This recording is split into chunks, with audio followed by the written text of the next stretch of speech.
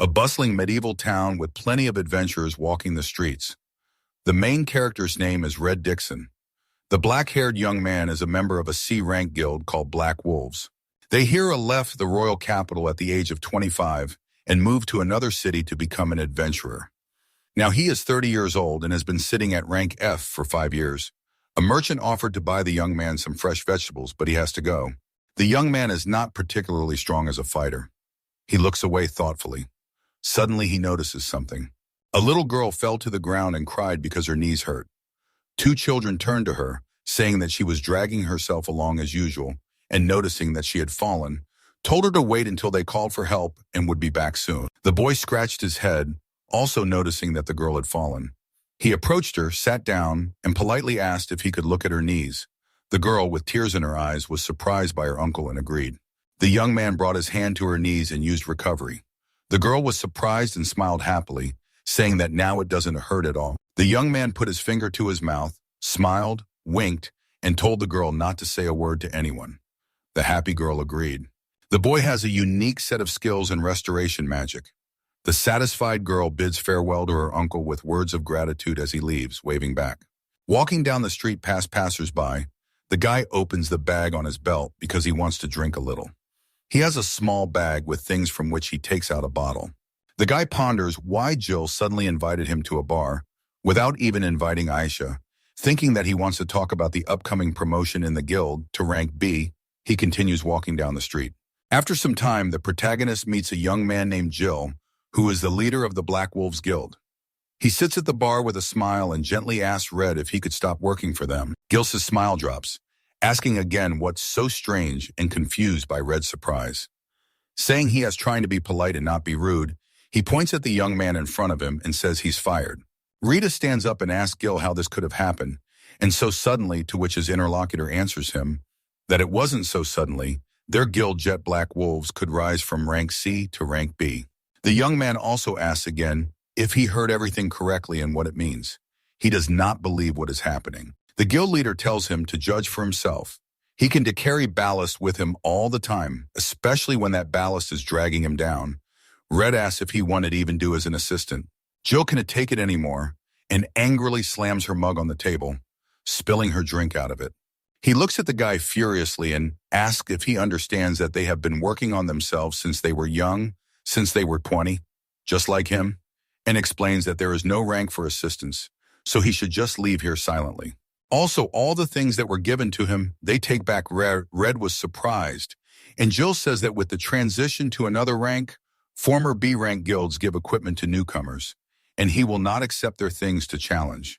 Rita asks to wait and objects that then he will not be able to do anything as a hero, looking at Jill. Jill, with a wide smile, asks him again, "What hero?" With a disgusted face, he explains that he will not become one and that he should go home to his farm and work there. Rita stands up, shocked by the news, and slams his hand on the table. Then he raises his hand to his chest, exhaling heavily. And he said goodbye to Gil, receiving in response not the most pleasant words about how useless Red was. As the guy leaves, his now former guild leader continues to drink with laughter and says that without him, they will definitely get B rank.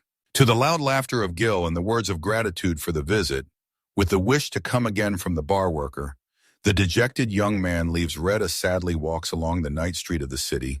At the meeting, the girl recognizes him and calls out to him, and the guy is surprised by Linda. Their eyes met. Linda, Red, his girlfriend, looks at him in surprise and asks if he left the Adventurers Guild. They stand in the middle of the street. Linda clarifies with the young man that he is no longer an adventurer and will no longer be able to earn money, having received consent in response. Her look changes. She starts looking down at him and says that she doesn't need him anymore and that they are breaking up. The guy is surprised and asks again how they can break up. The girl shakes her head and insults him. She explains that if he doesn't have money, then he's not worthy of her attention, and dating him is a waste of time, tossing her hair back. The guy looks at her with confusion and says that she didn't think that way before. He did everything for her sake and asks if she was really with him only for the money. Linda confidently replies that it is natural that only rich men can be with such a beautiful woman as she. And Rita says that he wanted to help because she owed money to her parents. She laughed and even asked him again if he really fell for it, and then added that she hadn't seen her parents for many years. The shocked young man realized that the girl had lied to him and asked why she had done it. Linda approached the guy. Looking him straight in the eye, she said that, of course, it was all about the money. After that, she turned around and waved to Red, saying goodbye because she had a date. The still shocked young man asked who she had a date with. She, in response, with her usual smile, explained that with a man who has money because unlike the guy, he is also an adventurer. Red tried to stop her, but she did not turn around and simply answered that he should not talk to her anymore. The guy stayed in his place, continuing to call her, but she was leaving. He turned around and, dejected, also left. It's a new day. The sun is high in the sky. Birds are flying by Red's window as he lies on his bed. Empty glass bottles are lying on the floor nearby, clanking against each other. The remains have been poured onto the floor. He opened his eyes, wondering if it was morning. Sitting on the edge of the bed, he clutched his aching head, noticed the bottles of sock, and remembered the events of the previous day. The faces of former guild leader Gil and ex-girlfriend Linda appear before his eyes, laughing at him.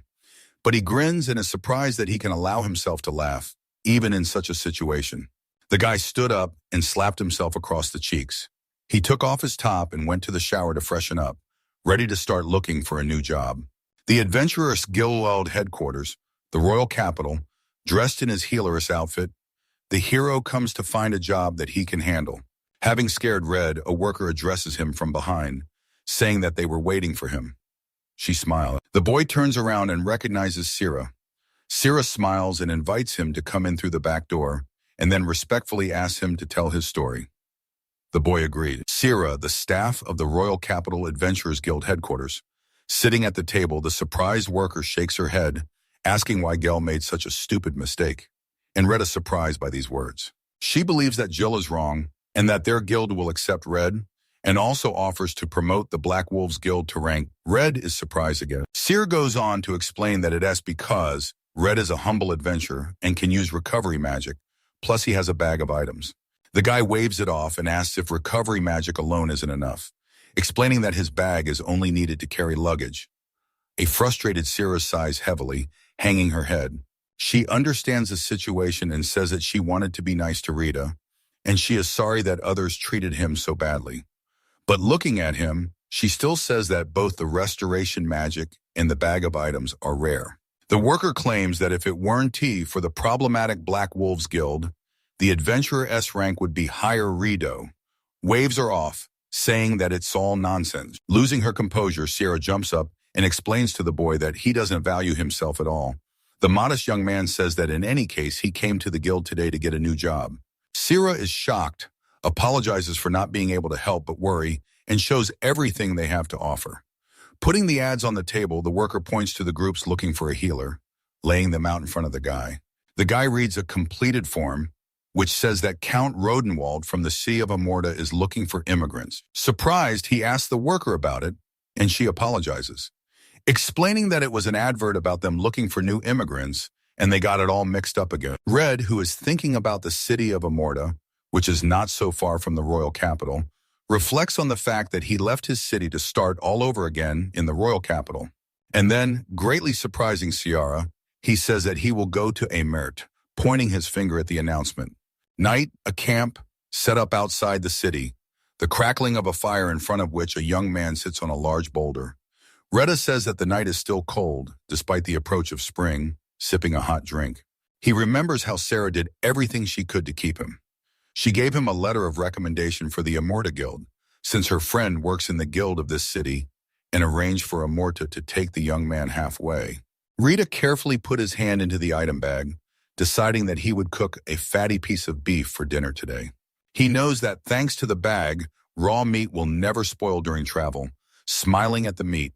Then he took out butter, milk, vegetables, salt, pepper, and bread, saying that's it. He put the frying pan over the fire and began to fry raw meat, the night a starry sky against the background of which the sounds of an owl are emitted. The young man asks, and surprised what else is there, a girl was hiding behind a rock.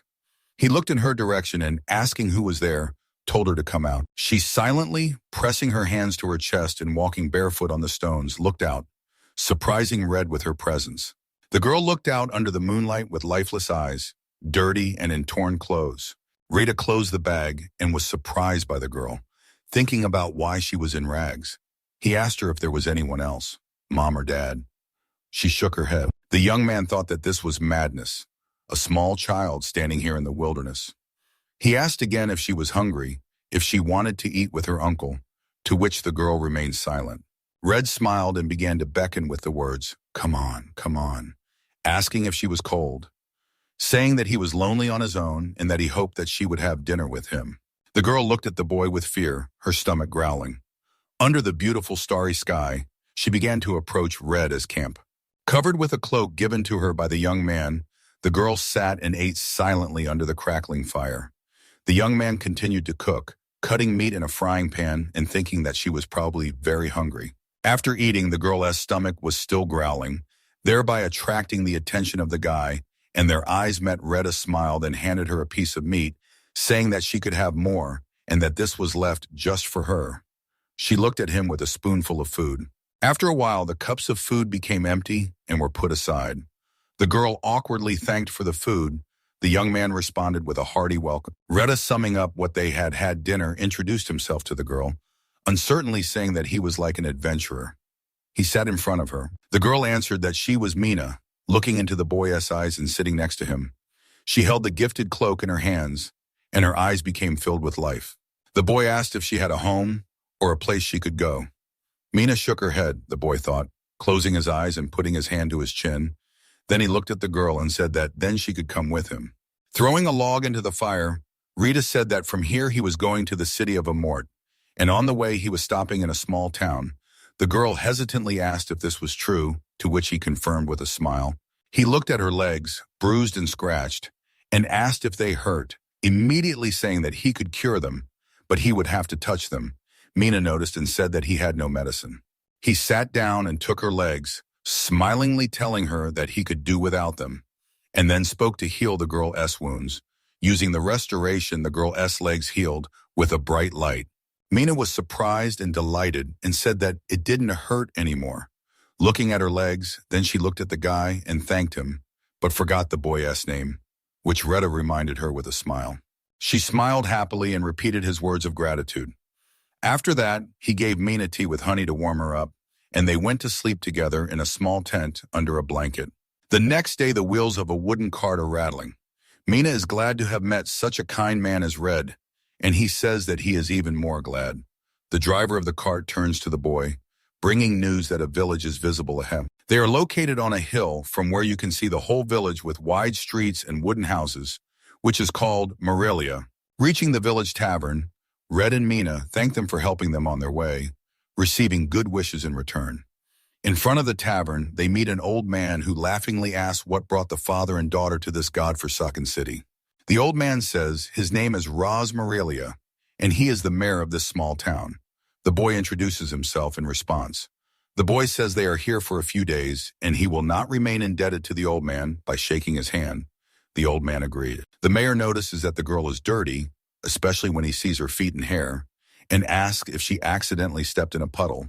Then he says that in any case, they can take a bath at the hotel and buy clothes and shoes at the store, which can be reached by walking down the road. The hotel belongs to his daughter and the store belongs to a grandmother. The young man thanks her for her kindness. The old man winked and laughed and explained that although the town was small, the people here were friendly and the food was delicious. They could always rest here. After a while, the mayor's daughter meets them. She was cleaning and says, "Welcome to the Sparrow Feathers Hotel." Rita and Mina say that they would like to stay there for the night, and the owner, noticing the girls, says that they need to take a bath. The mayor's daughter opens the shoe cabinet, telling them that room 201 is on the second floor, and for 2 silver coins, they can get a room with food. Taking the boots and approaching the visitors, she gives Red the boots, explaining that he can go shopping for clothes barefoot. She will lend him the shoes after the bath. They can go to the store with their daughter. Retta and a timid Mina thank the girl, after which Retta turns to Mina when she has climbed off his shoulders and asks if she will go take a bath. The girl agrees. Then Rita realizes, looking up, looks down at Mina and asks if she can take a bath alone. Mina looks away and cries out in embarrassment that she is not a little girl anymore. The girl went to the bathroom. She took off her clothes and carefully put them in a basket that was in the cabinet. Then the girl opened the door and entered the bath itself. She was very happy and said that she had not taken a bath for a long time. Mina was taking a bath. She first scrubbed her back with a brush and then poured cold water on herself. After washing herself, the girl sat in the water. She looked at her hand and began to think, saying father and daughter, and that it embarrassed her little. Coming out of the bath, she told Retta that she had finished washing herself while he was sitting at the table drinking hot tea. The girl apologizes for making Retta wait. He replies that everything is fine, offering to go buy her clothes and shoes. The innkeeper wishes them a safe journey, telling Mina to ask him to buy her the most beautiful clothes. Mina asks again, embarrassed, standing at the door, and Retta waves her hand and says that they are leaving. After a while, they reach the store. Grandma greets them, and Red, having said hello, says that he would like to buy clothes and shoes. Grandma notices the adventurer, parent, and daughter. The saleswoman is very surprised at the rags this poor girl is wearing. She asks if the guy had any spare clothes, and Rena awkwardly says no, while Mina hides behind him. The grandmother quickly went to the clothes in the display windows, asking to wait a minute while she looked for something suitable for her. After picking up the items, she approaches them and shows them, explaining that the dress is made of one piece of fabric, thus it will help her travel in comfort, and then offering to try it on. Mina took her things and ran to the fitting room. Grandmother, having waited for the girl to leave, asked Retta what the problem was, to which he, shaking his head, said that he hoped to find someone in this town who knew this girl. The saleswoman says that she has never seen this girl here.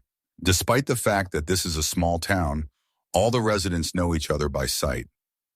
The guy agrees, understandably. After changing, Mina looks out from behind the fitting room curtain and calls the guy, after which she comes out and shyly asks him how she looked. Red, who was pushed by his grandmother, says that she is beautiful and that it suits her.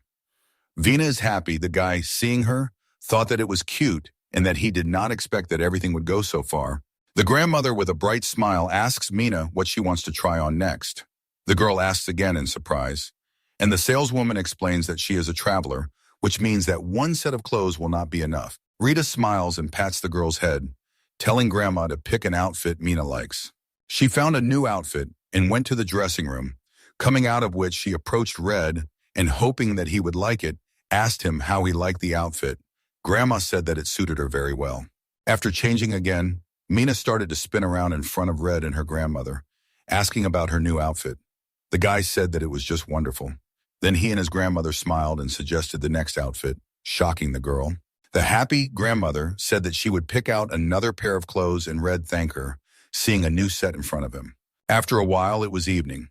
Mina and Retta were walking home after shopping. Retta offered to help Mina by carrying her things, and she shook her head. Then she looked at the guy with embarrassment, holding a bag of things in her hands, and turned to Rita. He looked at her and asked what was wrong. Mina smiled brightly and sincerely thanked for the clothes, saying that she would treasure them.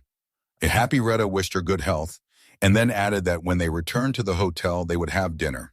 They reached a large house with a sign that said hotel, sat down at the table and thanked for the food. The happy girl said it was a great steak. Red added that he had heard that demon pigs were a local dish, and so he had never eaten such meat before. The innkeeper replied that it was their specialty. After collecting the empty plates from their table onto a tray, she turned to the heroes and noted that their demon pigs were the best in the city. Having put the dishes behind the counter, the hotel owner also said that they had been having problems lately, and Red, hearing the noise from the street, turned towards the exit. The owner of the hotel also heard, turned around, and taking off the bandage from her hair, ran to the exit, saying that she would go and see what was going on there. Red also stood up and went to the exit, wanting to find out what happened on the street, and looking out, he was surprised. He saw a large number of wounded people, among whom stood a grandmother and the mayor of the city, shouting that he would bring potions from the warehouse, and a girl asking the wounded to hold on. As Red leaves the hotel, he looks around, noticing how many people are wounded. Mina asks, "What's wrong with them?" While the residents help the wounded villagers lying on the carts are offered painkillers, and Red notices that some of them are in pretty bad shape. He immediately puts on gloves, approaches the wounded, and says that he is a healer. Attracting their attention, he adds that he can use a small restorative spell to help them. The mayor's daughter is surprised and looks at the guy as he tells Mina to stay at the hotel, but she runs after him, saying that she will go with him. Redo approaches the innkeeper and says that he will help the seriously wounded, and she points to the cart and says that he is there. He finds a dying man in a cart. A grandma says he's doomed. Red's restorative magic can't fix a shredded stomach. He touches the man's stomach and excitedly says that he will try anyway, using the restoration. Mina approaches her grandmother and asks what happened to this man. She brought medicine, painkillers, and disinfectants. The grandmother thanks Mina. Then he explains that they were suddenly attacked by a pack of demon wolves, and that these wolves also attacked their demon pigs. Mina gives the medicine to her grandmother. The man who came to his senses says with difficulty that he wanted to get rid of the wolf demon, but it attacked him. He hopes that they will help him. Rita was surprised that the man came to his senses and immediately asked him not to talk. A worried Red began to think that he couldn't close the wound, so he had to learn advanced recovery magic for such situations. Trying his best, he said that since he couldn't do it the first time, he would do it until he succeeded, using the restoration spell over and over again, 3 times in a row. The man was surprised and said that he no longer felt pain. After that, he removed the bandage and turned his attention to his stomach, saying that his wounds had healed. The grandmother was very surprised, wondering how he was able to heal such severe injuries. A tired Rita stood before the grateful man. He turned to the saleswoman and explained that it was elementary restoration magic and immediately asked who was next using the wind of purification spell on his hands. One of the villagers called out to him, calling him over and saying there were 4 seriously wounded. Next to him was a grandmother, asking for help for her son. Mina folded her arms and wished Red luck, and he waved at her and went to the other wounded. After some time and using the restoration again, he said that this was the last one, holding the man's crippled hand. The man immediately twitched his hand, checking that nothing else hurt, and bowed to Red, thanking him profusely a couple of times. The tired Red wiped the sweat from his forehead until the mayor of the city called out to him. Turning around, he saw many villagers bowing to him in gratitude, and the mayor said that he could not thank him enough for saving the lives of the young men of their village. Surprised, Red raised his hands and asked them to raise their heads because he was doing what he was supposed to. The mayor approached the boy and said that he was sorry that the city treasury only had 500 silver coins, but he hoped that it would be enough for Red. Red was surprised by such a quantity because it was ordinary first aid and said that he would not take that much money. The mayor asked if the guy was joking because even if it was first aid, there were a lot of wounded, so he personally would have indicated a price of 2,000 silver coins for such work. Red was even more shocked, and the saleswoman grandmother said that perhaps Red was a priest or a healer and asked if he knew how much they charged for treatment. Red up his hand behind his head and explained that he usually treated minor injuries and never paid attention to the price. Mina hugged him with a smile. The innkeeper said that few people could use recovery magic, so it was a rarity, and that the price of treatment with magic was several times more than the price of treatment with potions. The mayor shook his head and said that not to mention healing a dying person, if Retta became their priest and healer, how much would it cost? Grandma said that even if he could use basic recovery magic, adventurers would immediately want to take him into their guild, thereby surprising Red. The boy now understood the value Shara was talking about. He then suggested that he would simply agree to pay for tonight's lodging, but the villagers shook their heads, saying that this would not stop them from thanking him. Mina tugged at Red's sleeve, and when their eyes met, she told him they would come back and pay for the night. The mayor looked at them and realized, after which he said that whenever the 2 of them would come to Morelia, all food and accommodation would be free for them. A joyful Mina smiled and praised Red, catching him off guard. The guy said that this was a very big reward for him and also asked if they could go out on a hike tomorrow and kill these demon wolves. The mayor, after thinking about it, said that it was worth going because they could kill all the cattle and demonic pigs and then attack the city, which he would not allow. Retta said he would go with them, surprising the mayor, who asked if the boy was sure about that. He explained that he and Mina were heading to Amort, and he didn't want her to attack them on the way while stroking the girl's hair. Retta also said that he didn't think this adventure would hinder him in any way. Although he rarely used it, he still learned some attack magic. The mayor smiled and said that if someone used restoration magic, that was all it would take to make everyone feel safe. Rita and the mayor shook hands, saying that they were very glad to have met each other. After a while, he returned to his hotel room, and stretching said that he was very tired, and the Mina had tried hard today. Noting how good he felt after the bath, Mina thanked Retta in return. Having climbed into bed under the blanket, the girl called out to Red. The guy looked at her and asked what happened. She pulled the blanket to her face and said that he was cool today. Rada, embarrassed, blushed, put his hand behind his head, and thanked Mina. After that, he approached the glowing sphere, brought his hand to it, and told the girl that it was time to go to bed. Having extinguished the sphere, the boy wished good night, and the girl wished them sweet dreams, and they went to bed.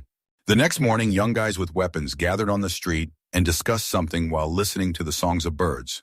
The assembled Red came out and greeted everyone, and they told him to command. He said decisively that these demonic wolves must be destroyed. Everyone agreed. Not far from the city, the squad was attacked by demonic wolves. The warriors surrounded the carts and defended them. A magician girl with a large wound on her leg apologized for the fact that her right leg was completely paralyzed. The guy turned around and noticed Faifes wound. Cursing the warrior with the sword, asks what the demonic wolves are doing near such a town. Then he shouts for all to hear that they must protect the employer and his carriage. Faith bandaged her leg to stop the bleeding. The archer on the cart says that the fur is so tough that arrows can't penetrate it at all, and the swordsman thinks that if this continues, it will end badly. He turns to the wounded girl and asks if she can use her magic now. With heavy breathing, Faifa says that she still can, and addresses the spirit of fire holding her staff and spellbook. He then swings his staff and uses a firebolt spell, commanding the spirit of fire to burn his enemies to ashes. Several blows hit the demon wolf, one of which hits it right in the eye but does not kill her. Fafin notes that this is not good, because one shot is not enough to kill him, and again turns to the spirit of fire. The wolf, angry at the girl, ran past the warrior and attacked her, surprising the swordsman with his behavior. Fifa, not having time to pronounce the spell to the end, moves away from the wolf in fear. At this moment, Red crashes into the wolf with her shoulder and interrupts the wolf's attack on the sorceress. The wolf falls to the ground not far from them, and the swordsman, shouting, "Good job," swings his sword and plunges it into the immobilized demon wolf, thus killing it. Red, holding his shoulder, turns to the joyful shouts of the other warriors, encouraging him and Captain Riggs, who plunged the sword. Captain Riggs offers the inspired guys to deal with the remaining demonic wolves, to which they agree. Red approached the wounded warrior and, raising his hand, began to heal him, instructing him that even if he healed, the lost blood and physical strength would not return, so he should not overdo it. After which, the guy comes up to Faye and politely asks if he can examine her badly injured leg. The protagonist touches the wound, causing the girl to feel very painful. He then uses a restoration spell to ease the girl less pain. She is very surprised when she realizes that the pain is gradually going away. After this, Reddit turns to the captain and the others, asking if they are adventurers. They agree and say that they are escorting merchants from the royal capital. The employer, Mr. Eric, gets out of the carriage, surprised by Riggs. By this point, Rita had finished healing Faith's leg, removing her hands, after which the girl began to move her leg, surprised that it had already healed. Captain Riggs holds up his wounded hand and asks if he can help them too. Retta agrees, using a restoration spell and saying that they have come to get rid of the wolves. Mr. Eric, looking out of the carriage, thanks the protagonist, and begins a conversation regarding the payment for the treatment. Retta waves it off with a smile, saying that everything is fine, no need to pay. He treated for free. Riggs, swinging his sword, also thanked. The captain immediately begins giving orders, telling FIFA to take on the wolves to the left of the carriage, and for the warriors from the city to get rid of the wolf to the right. With a battle cry forward, they begin moving toward the pair of wolves. With a cry of battle, they surround the wolves one by one and attack, using swords, bows, and halberds as weapons. The warrior resting next to Redis says that if they continue like this, he is sure that they will be able to destroy their entire pack, as long as the hero uses restoration on the warriors who were wounded. Concerned, he turns towards a forest and asks everyone to wait, after which the others turn to a large black shadow between the trees.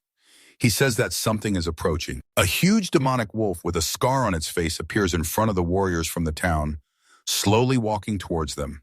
Amazed and shocked, the boys look at him, asking what it is, and are surprised by his huge size, assuming that he is the leader of the pack. With a flick of his tail, he sends a warrior flying, breaking his spear in the process, and throws others aside. The pack leader continues his way to the cart, looking wild and seeing the other demon wolves dead on the ground. The warrior tells Red to just look at him, and he agrees that this demonic wolf is definitely the leader of the pack. The leader of the pack of demonic wolves opens his mouth wide and howls into the air, frightening all the warriors around. But Captain Riggs and Fifa begin to take out their weapons. The girl screams that he is heading towards them, while all the warriors stand ready and wait for his actions. One of the warriors stands in front of Retta and says that although he is not very reliable, he will protect the main character. Rita takes out a book of spells and says that there is nothing to be done. He also needs to act. He concentrates and calls upon the spirit of fire, commanding it to burn the enemy to ashes. The warrior watches over his shoulder, shocked. Retta points her hand forward and shouts a spell to strike with firebolts, which attack the leader of the wolf pack. Seeing the result, the protagonist exclaims that he stopped the wolf, immediately continuing to use the spell of fire spears, piercing and burning enemies to ashes.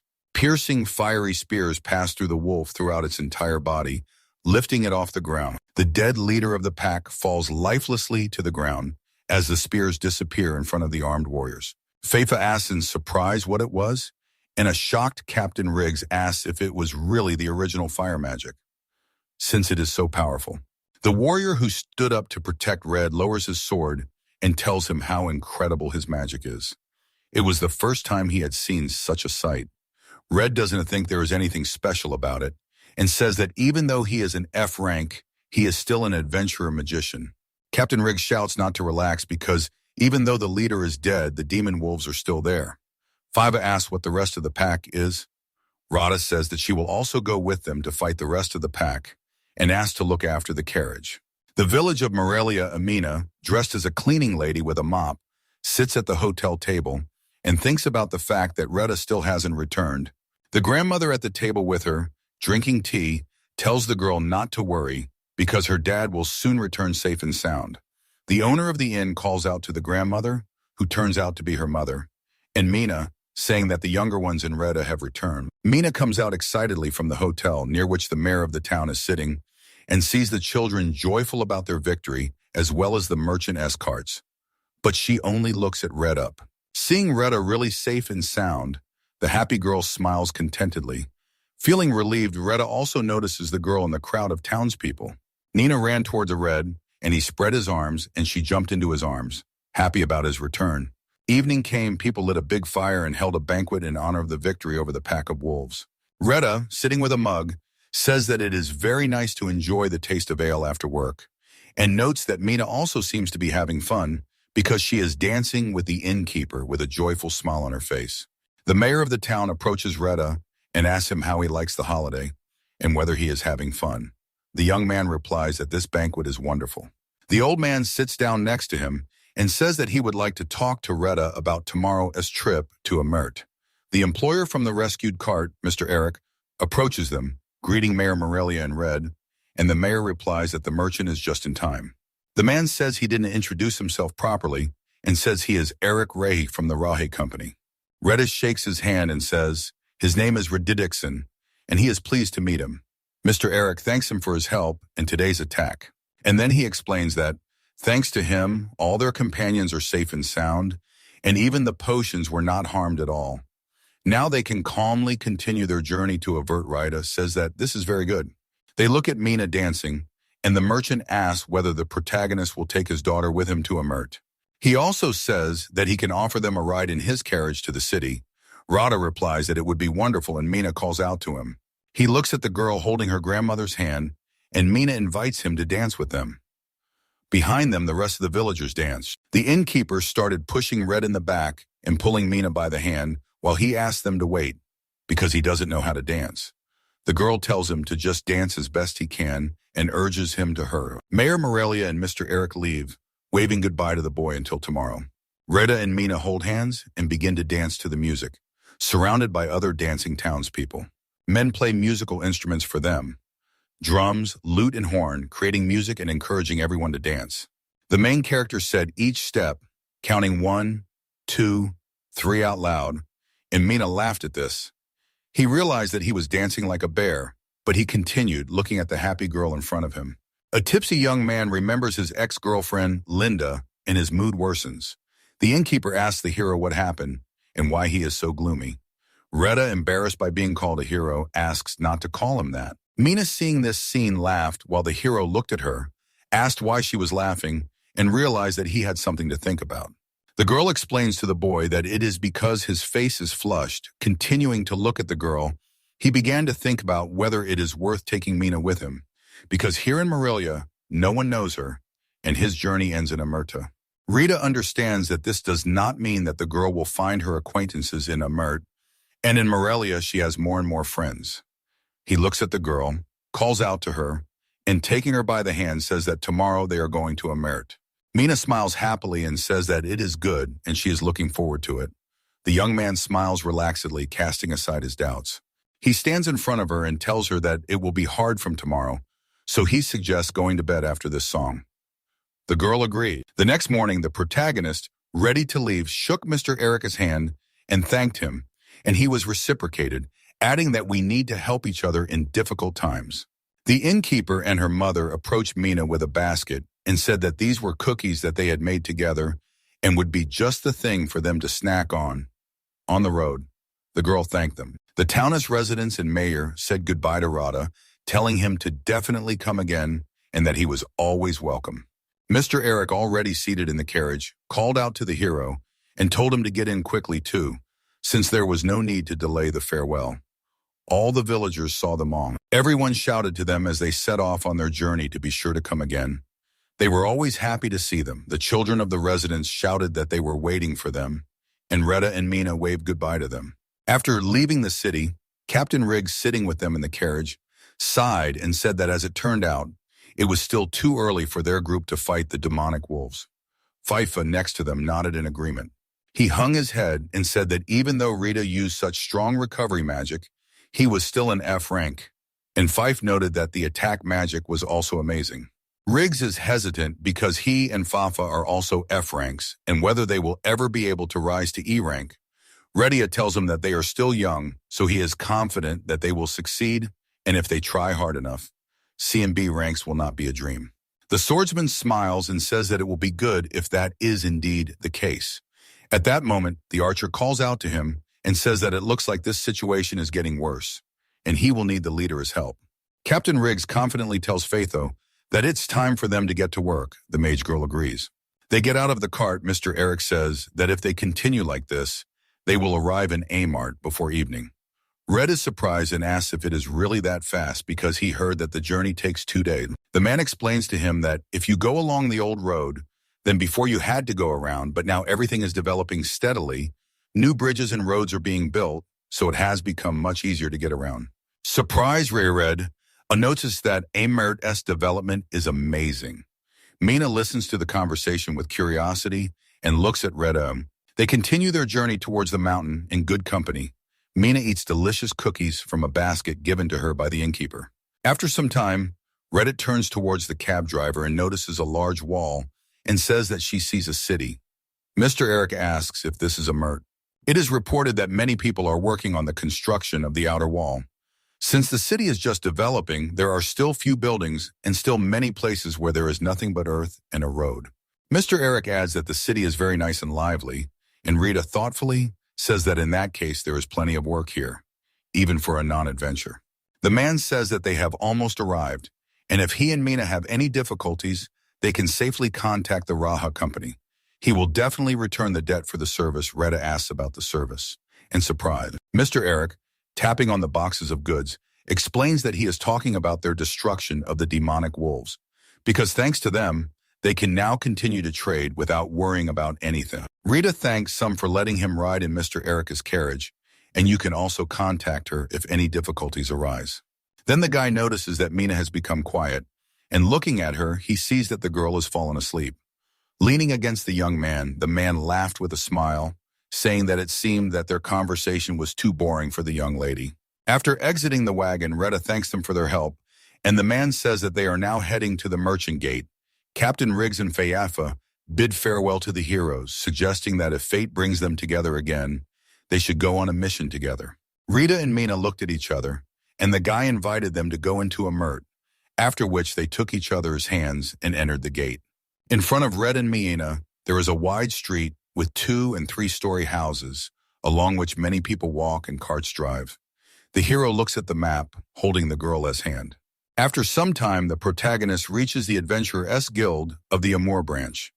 The heroes are met with good wishes by Millet, an employee of the guild, who asks how they can help. Red says that he would like to move here and register with this guild, looking at the girl in front of him with a smile. The guild employee asks again that they want to move, and if so, she politely invites them to come to the far table. Sitting at a distant table, Red and Mina are given a form to fill out, which the guild will contact them with. The hero takes a pen and writes Red Dixon's name in the field, noting that the girl also needs to write one. The boy fills in the field for the girl who sits next to him and reads Mina Dixon, watching the boy's actions. Rada apologizes for not wanting to interfere and hopes she doesn't mind. Looking at the girl, Mina lowers her head and shakes it negatively, then smiles that everything is fine and she is grateful. Moving on to the next field, where you need to indicate the purpose of the move, the hero thinks and hopes that mean as relatives will be here. Then you can write the reason and ask the guild about it later. He then puts his hand into his bag of items on his belt, remembering and taking out a letter, and explained that it was a letter of recommendation from the Royal Headquarters Guild. The worker accepted the letter, asking to see it. Greatly surprised, Millie reveals that it is not a letter of recommendation. Greatly shocking Red. And then she starts explaining that it's not a letter of recommendation, but a recommendation from Mina. Worried, asks if something is wrong, but the employee explains that it is better than a regular letter of recommendation. And then he asks if it is true that the letter says that Mr. Dixon can use healing magic, thinking that he earns money in the Healer Guild, Reddit confirms, but says that he can only use restoration. The worker jumps up and says that even just the ability to use healing magic, even if it's just restoration, is priceless, and asks if she can ask for the request to be processed as soon as possible. Retta asks about the request. The hero refuses, politely asking to wait, because he doesn't even know where he will stay with Mina today. But Millet said that in that case the guild has an inn that they work with, and the heroes can stay there. The employee adds that the inn will of course be paid for by the guild, and they will also give them free access to the guild. Scrimwars, Reddit is grateful to them for this. Having calmed down, Millet asks the hero whether he ultimately accepts their application. Looking into his eyes, Reddit puts her hand behind her head and says that it is just healing magic that replaces the potion. But the worker says that there is no problem with that. Bows and thanks. She hands over a sealed letter and says it is for the inn, and Retta accepts it with gratitude. Sometime later in the evening, the main characters come to the hotel, where they are met by Riggs Dolan, the owner of the hotel called the Bearded Dwarf, and next to him stood a girl who introduced herself as Milan.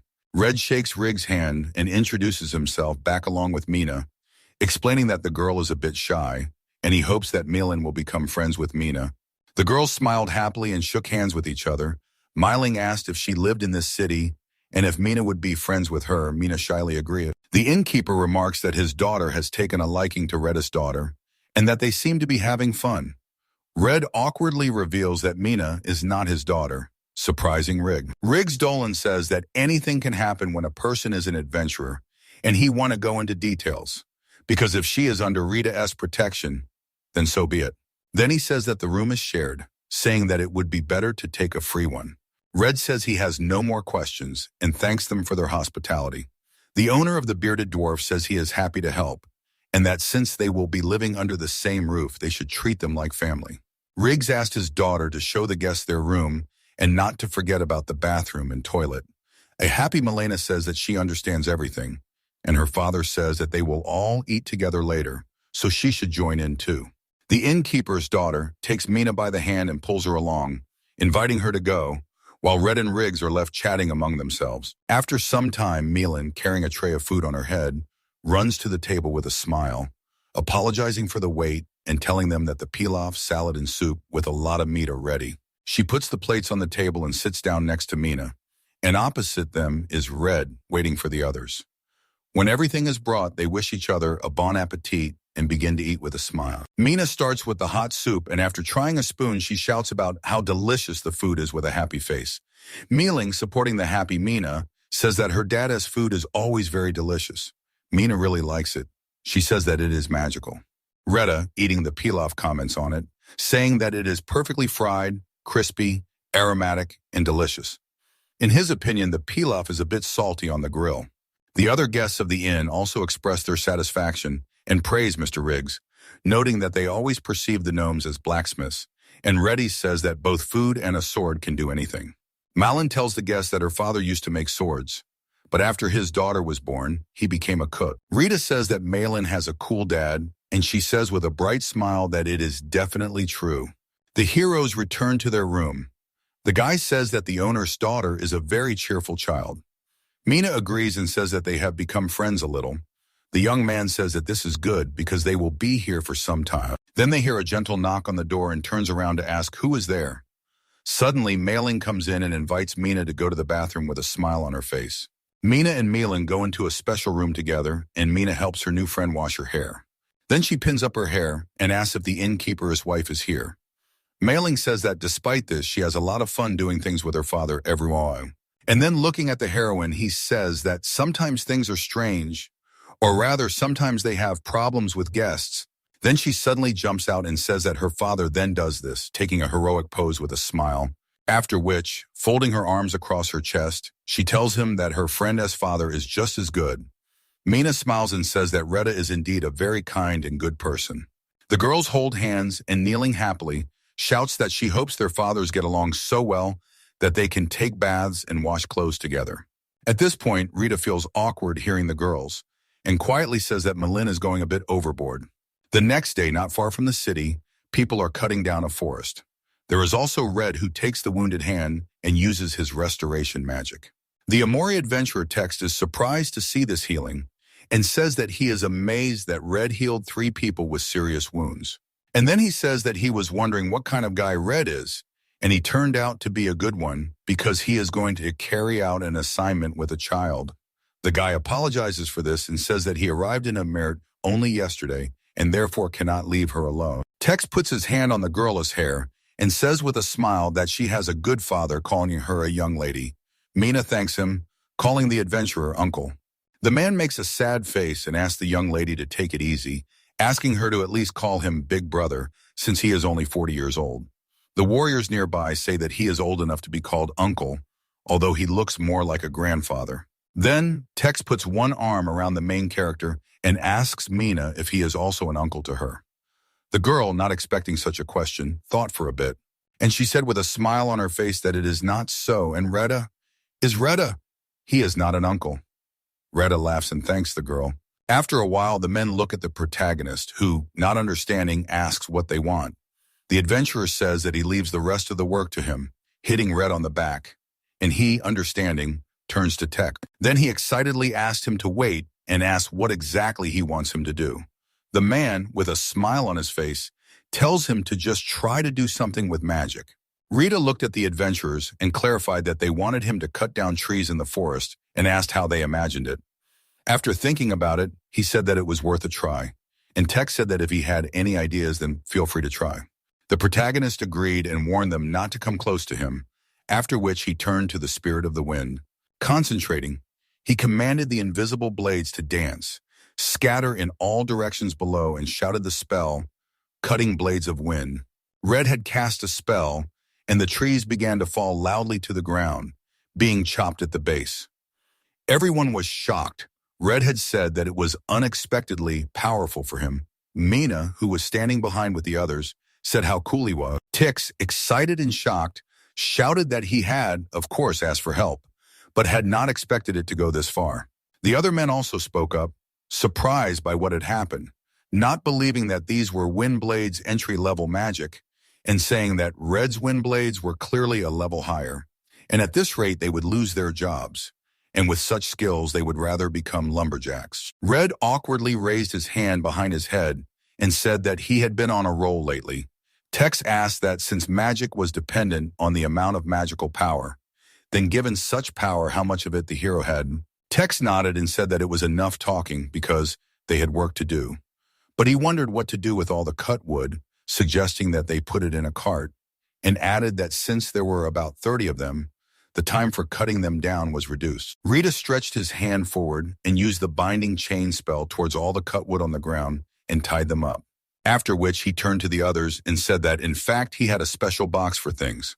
The protagonist used storage magic, and all the chains with wood rushed into his belt bag, emptying the forest of wood and leaving only stumps. All the people around were shocked again, and the adventurer text said that the young man was a jack of all trades. Mina, standing with everyone, thought about how good a person Red was, looking at how the guy was happily communicating with others. She smiled, and remembered that when she first met him, she thought he was scary and was cautious.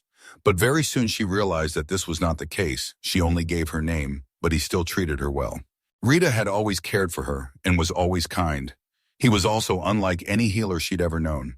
The men in front of her were shouting that they were leaving earlier than planned, that they would now load up their things, harness the horses, and go home. The healer. As Mina only talked about money while Reddit cared about those he healed. The guy says he is going to help the others and asked Mina to wait. Mina waved at Red with a smile and told him to come back soon, thinking how lucky she was to have met a man like him. The girl knows that he asked Mrs. Millette from the guild and Mr. Riggs from the inn about her family. She silently looked at the moon, thinking about her family, and what would happen if Frida learned the truth about her. She imagines his gloomy face, thinking that he will no longer smile at her, will think that she is terrible, will leave her, but in her heart she screams that she does not want this. Rita waves to her with a smile and calls her home, when everyone else has already gathered and harnessed the horses to the cart. She agrees with the smile and says that she is already on her way, realizing that she wants to stay with him. After some time, they reach the bustling city of Amorta, where a mysterious figure in a cloak and hood watches them from above. Under the hood, you can see the face of a girl covered in dirt and abrasions, who holds her hood with her hand and watches the main characters from the roof. After some time on a new mission, there are 2 dead monsters lying on the ground, a broken cart and wounded people nearby, near whom is Retta using restoration magic. The healed warrior stands up and, putting his hand on the hero's shoulder, thanks Red Dixon for saving him, about whose restoration spell he heard from his sister. But seeing it himself, he was truly convinced that she was amazing, because he thought he would die. Retta is surprised, thinking about which sister he is talking about, and brings her hand to her face. The man brings his hands to his eyes and shows glasses near his eyes with his fingers, telling the hero to look. Rita immediately understands that he is talking about Miletta's employee from the Amort branch of the guild. Noting that he really does look like his sister, the young man says, looking at the demoness' dead body, that he didn't think such a large monster could appear in this place. And it is only an hour's drive from the city. The warrior says that he usually only noticed small animals. Mina approaches the talking boys and reminds them that they saw demonic wolves in Morelia, drawing attention to herself. She is very excited about what is happening and gets nervous, causing the warrior to think about her words, after which she says that perhaps the animals are fighting for territory. The group looks at the people around them, and Retta asks what they will do about it, to which the warrior replies that they need to fix the cart, so they will stay here for the night and leave for Amort in the morning. Rada, who says that he and Mina will return while it is still light, and the warrior, who replies that they should be careful, shake hands, after which the protagonist and the girl leave, saying goodbye to the entire group, who decided to stay the night. Retta and Mina walked into town, holding hands and enjoying the wind, rustling leaves and birdsong. Retta, tired after his errand, yawned and attracted Mina's attention, who asked if he was okay and wanted to sleep. The girl then asked him that he was studying magic from the guild's Grim Wars while she was sleeping yesterday. Rita replied that he fell asleep before it was too late, so everything was fine, and he was grateful that she was worried about him. Suddenly, loud sounds came from the forest, scaring the birds, and the heroes paid attention to this, and Mina asked what these sounds were. Then she noticed and pointed her finger and said that there was a small path there. Turning to face Rada, he decided to find out, said that they should see how things were. If it was dangerous, they would return immediately. Mina said that she understood. Walking along the path, the heroes saw several dead bodies of monsters, as well as a cart among the trees. He ran up to the people and asked if they were okay, immediately saying that he was an adventurer from Amort. But when he got a better look, he noticed that they were elves and was very surprised that they were so close to where people lived. The elf man quickly drew his bow and arrow and shouted for the man to stop and not come closer. Rita raised his hands, showing that he would do no harm, and told him to wait, and he was not going to harm, knowing that he of course expected that elves did not like people, but that they would be so careful he could not even imagine. He then notices a wounded elf child nearby, and asks if he is okay, expressing his concern. The elf with the bow firmly tells Rada that this is their problem and they will deal with it themselves. The elf child was lying on the elf's lap nearby. Mina shouted that this child is suffering, and Rada says that he can use restoration magic. The man also firmly says that they do not trust people. Rada, still holding her hands at her sides, asks them to believe that he will cure her if they let him examine the child. The elf next to her says with tears in her eyes that she is glad that they want to help them. But this elf boy was poisoned by the fangs of a ruby tiger, and normal restoration magic will not help him. Rita shouts that then if it is poison, he can use a detox spell, giving the elf hope. She rushes to her husband, stopping him from shooting, and asks the protagonist to heal her son. The archer addresses her as Edith, expressing disagreement. Edith, looking at the man in tears, calls him Klaus, and says that if they do nothing, the child whose name is Kate may die, so they must trust. At this point, Red runs to the child past the quarreling elves. Klaus, seeing this, pulls the bow again. Edith, continuing to stand near him, says that this man should help them. But Klaus continues to aim at this moment. Mina covers Red with herself. Mina, shielding Red with her body, says that if he does something wrong, then let the elf shoot her. Then they will be even. The elf was very surprised by this. Rada, who examined the elf, thanked the girl, but wondered why she had acted so recklessly. But he decided to start by using a detoxification spell on the elf, boy who was lying on the ground. Red thought about how good it was that he had learned the detoxification spell from the Grimoires, and that he would continue to prioritize healing spells in his magic training and used restoration magic. The boy, suffering from the ruby tiger's venom, lay next to Retta. Edith, with tears in her eyes, tells Klaus to look at Keith's complexion, which was getting better. Klaus called out to the boy and lowered his bow, and Mina turned around and said with relief that it seemed like everything had worked out. Klaus knelt down and bowed his head, apologizing to Red and thanking her from the bottom of his heart for healing his son. He also said that they didn't have the money to pay for his treatment. Red shook his head and waved his hands, asking the elf not to worry about it, since he was just an adventurer who could use recovery magic. The hero then takes a piece of paper out of his bag and says that if they want to thank him in some way, they can simply report the completed task to the Amort Adventurers Guild as payment for his help. Klaus, after reading it, was surprised that it said 5 silver coins, and Edith explained that it was even cheaper than the potion she bought. Mina explained that recently, due to the increase in monsters, the prices of potions have gone up. Retta asked them why they had to go to people specifically for the potion, because the elves had a miracle cure, and he had heard that its effect was much better than that of a regular potion. The elves shook their heads and said that the miracle cure had run out. Red asked why this had happened. Klaus explained that it was all because of the dragon. The protagonist was very surprised by this news. Plus then told them that a black dragon had recently appeared near their settlement and had begun to attack them frequently. Edith added that their warriors had fought it and had managed to drive it away, but the damage had been too great. They used up all their miracle medicine, and even now many of the warriors are suffering from the injuries they received, and if he attacks again, they will have to leave the village. Nina turned to him with a worried expression on her face, and Red patted her head with a calming smile on his face. Then he turned to Klaus and asked if he could go with them to the village. He thought his restoration magic would be useful there. Edith looked at the elf man, and Klaus said that in that case he would be of great help to them. Red introduced himself. Then the elf said that he would try to convince everyone in the village, so he strongly asked for help in healing their warriors. Heath, who had come to, noticed that the carriage was rocking, and his body did not hurt at all, so he decided that he must have died and opened his eyes. Mina noticed this from her seat next to him and asked if he was okay, greatly surprising the elf boy. Still worried about him, she began asking if he was in any more pain. If everything was okay?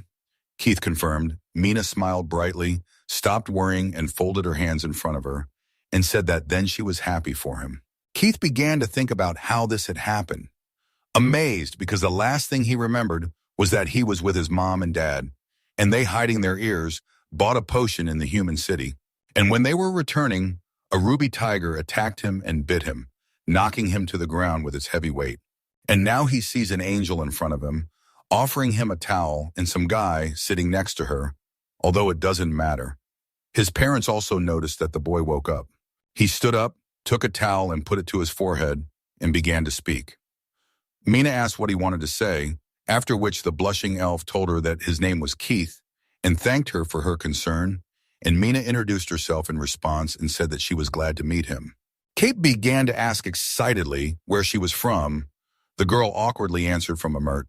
The elf immediately said that he had also been there recently.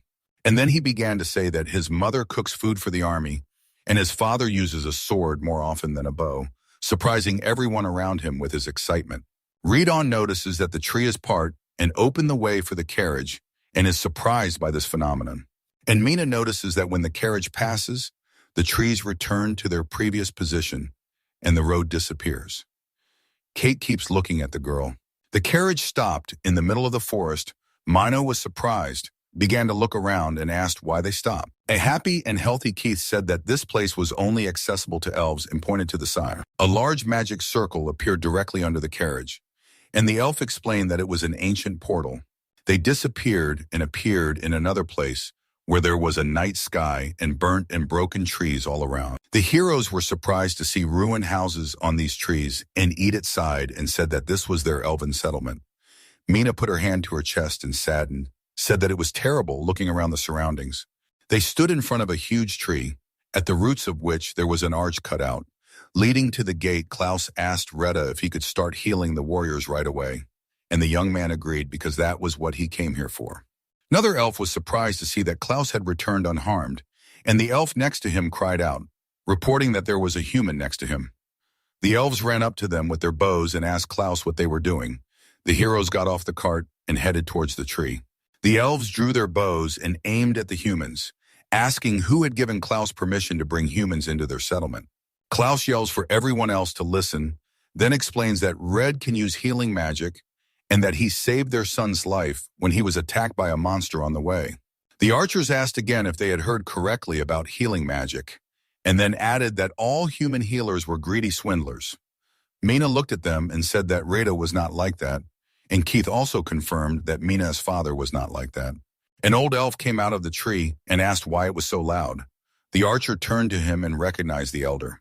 Edith said that their family vouched for Red and asked to take him to the warriors to heal him.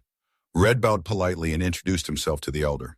He also said that he was just an adventurer who could use recovery magic, and at least the effect of such magic would be better than potions, so he would like to start healing as soon as possible if allowed. The elder approached Red and thoughtfully said that at such a time they were visited by a man and a healer. At that, they looked into each other's eyes.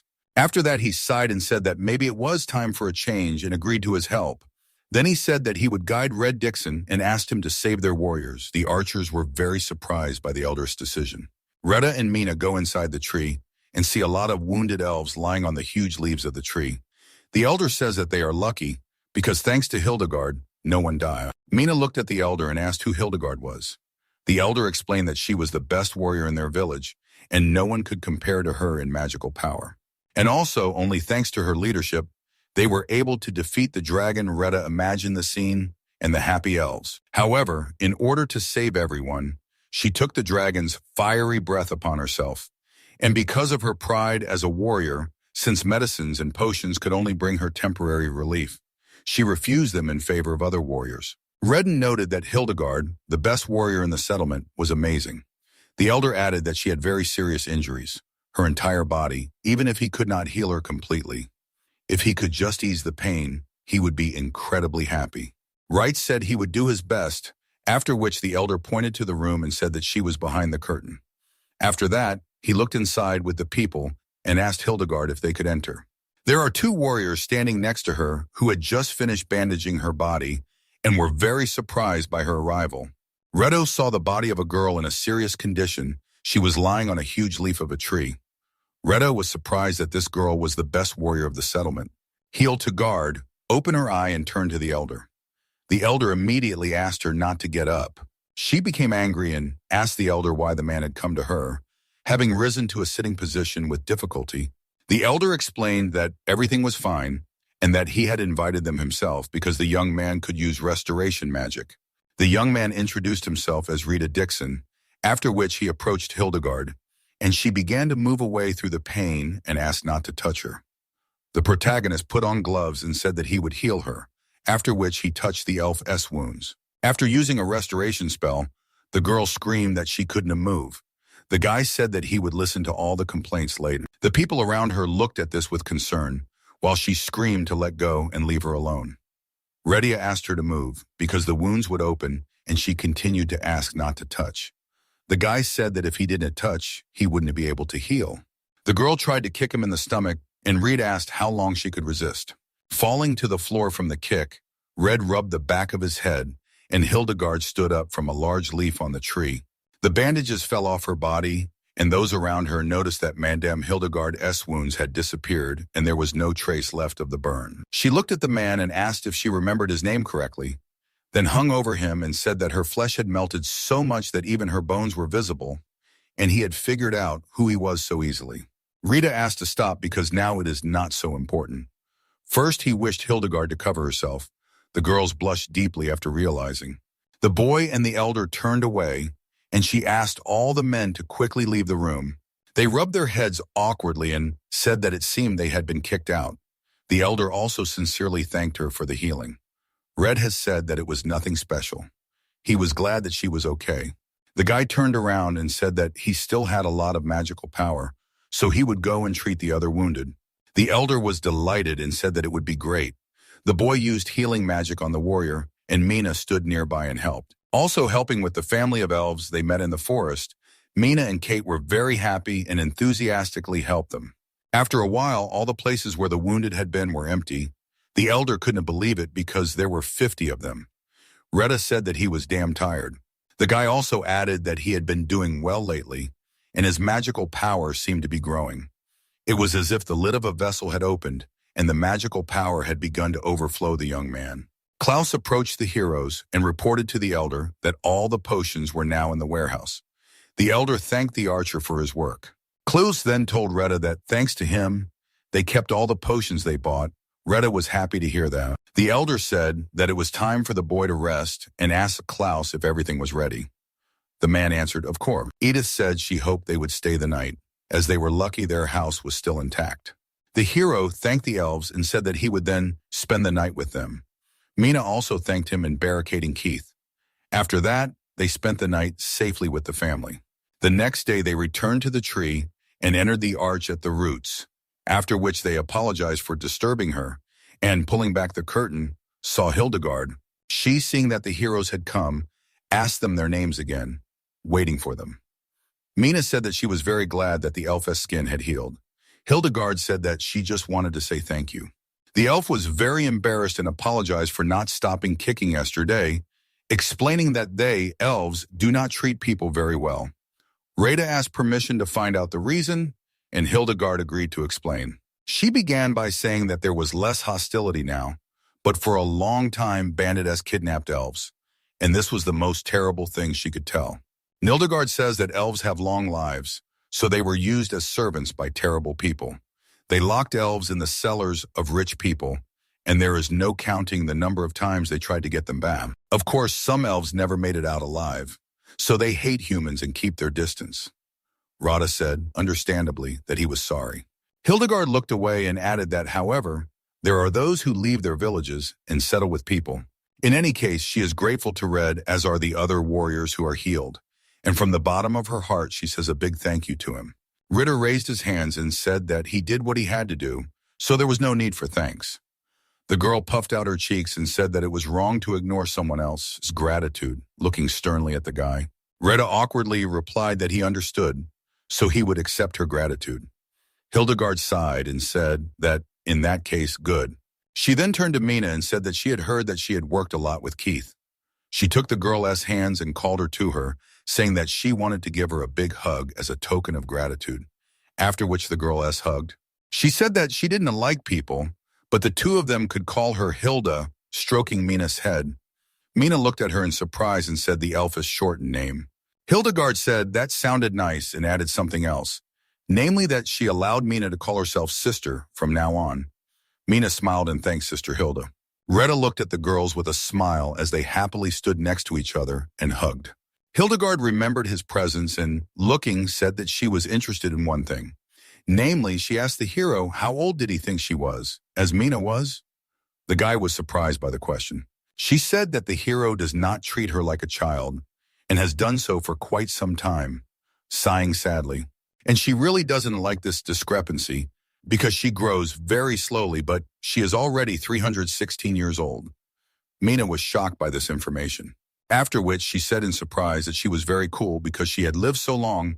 The elf nodded contentedly and asked if it was true that she deserved respect. And then he adds that 300 years is still not enough for elves because the same elder is 1,000 years old. She tells that they say that the elder of the neighboring village, which is a month's walk away, is 2,000 years old. Shocked, Retta began to count 1,000. 2,000. Mina was surprised. Hildigard's ears twitched and caught Mia's attention. The girl asked her what was wrong. The elf explained that it seemed like someone was running here. Retta asked again and glanced at the entrance curtain. Hildigard expressed hope that this someone did not have bad news. A moment later, Klaus comes in and apologizes for interrupting the conversation. But the Black Dragon is here. Everyone screamed, "Black Dragon!" Hildigard quickly began to pack, giving the order to Klaus to prepare to intercept. He understood the command and left. She then approached Retta and thanked him and Mina for the wonderful time, but she had to go fight. Retta asked Hilda to wait and said that she couldn't tea because even though she was healed, the pain still remained, and asked if she still wanted to go. She taps him on the shoulder and reminds him that she is the best warrior in her village, and if she doesn't fight, who else will? The protagonist looked into her eyes and sighed heavily, thinking about his difficult decision, after which he said that he was going to, shocking Mina, who grabbed his hand to stop him. He explained to the girl that if he was on the battlefield, he would be able to support them with magic and healing. Hildigard was not against it and said that it was fine, then they should go together. They pulled back the curtain into the room. Retta winked at Mina and said he would make sure everyone returned safe and sound, and she could stay here and cheer for them. Mina said she would definitely be there. They walked out into the center of the elven village, where the rest of the warriors had gathered. After which Hildigard drew attention to herself with a shout. She stood on the hill and shouted that their enemy was the Black Dragon that had recently burned their village. She knew that they were afraid of him, and she told them that she was afraid too. However, if they ran away, who else would protect their village and their friends? Having inspired the warriors with their speech, they raised their hands and began to say that the pride of the elves is their arrows. So let us shoot him. They raised their bows and shouted that this time they would not lose. Victory would definitely be theirs. Hildigard, noticing that the Black Dragon had become visible and was approaching, turned and gave the order to the archers to take their places. The Black Dragon approached and looked at the village from the height of flight. He saw the armed army of elves perfectly. Dixon, the main character, was amazed by his appearance and looked at the huge body of the dragon from below. After a short time, the Black Dragon was already right above the village. Archers stood in archers carved into the tree trunks and shouted that the battle was beginning. The archeress began to fire at it. The dragon was severely wounded by a huge number of arrows, and holes appeared in its wings. He screamed loudly from the arrows, piercing his body and spread his wings, trying to pull them out. Hildigard was shouting from below for everyone to continue shooting at him, and she was doing the same. The Black Dragon in the sky opened its mouth, baring its fangs, and looked down on the elf village from above. Hildigard shouted that he was using his breath, warning all the warriors in the village. She then used a spell and raised a barrier around the archers and herself, creating a large magic circle under her feet. The dragon, wounded by arrows, used fire breath on the barrier, and flames flowed around him from all sides. The protagonist, Red, wondered why it was so hot, even though they had put up a barrier, wiping the sweat from his face. The dragon finished pouring fire from his mouth at them, and noticed that the barrier was still not broken, and all the elves were fine. He continued to fly around the village in a circle, gaining strength after his powerful attack on it. Hildigard, noticing this moment, gave the order that now was a great chance, so everyone should shoot at him. The Black Dragon, having gained strength, turned around and again prepared his breath, which the elves noticed and again put up a barrier to it. Rita, helping with the spell, asked the best warrior how many more times they had to repeat it before it was all over. The elf looked at Retta and apologized for dragging him into all this, even though he was a human. Rita responded understandingly that it was okay, since he had suggested it himself. The elves next to them were quickly replenishing their arrow supplies. Hildigard smiled, looking into Red's eyes, and said that she was still incredibly glad that he was here, her precious healer. And she added that when they defeat the Black Dragon, They will collect the reward from all the villages and send it to him. Redden noted that it is nice to be an adventurer, and he will look forward to this time with impatience. Hildigard shouted a new command that the dragoness breath was about to run out, so everyone needed to get ready. And on command, all the elves once again began firing at the dragon, which was gaining strength after the breath. Retta began to think about the black dragon, which had already been pierced by a considerable number of arrows, and this had caused some damage to it.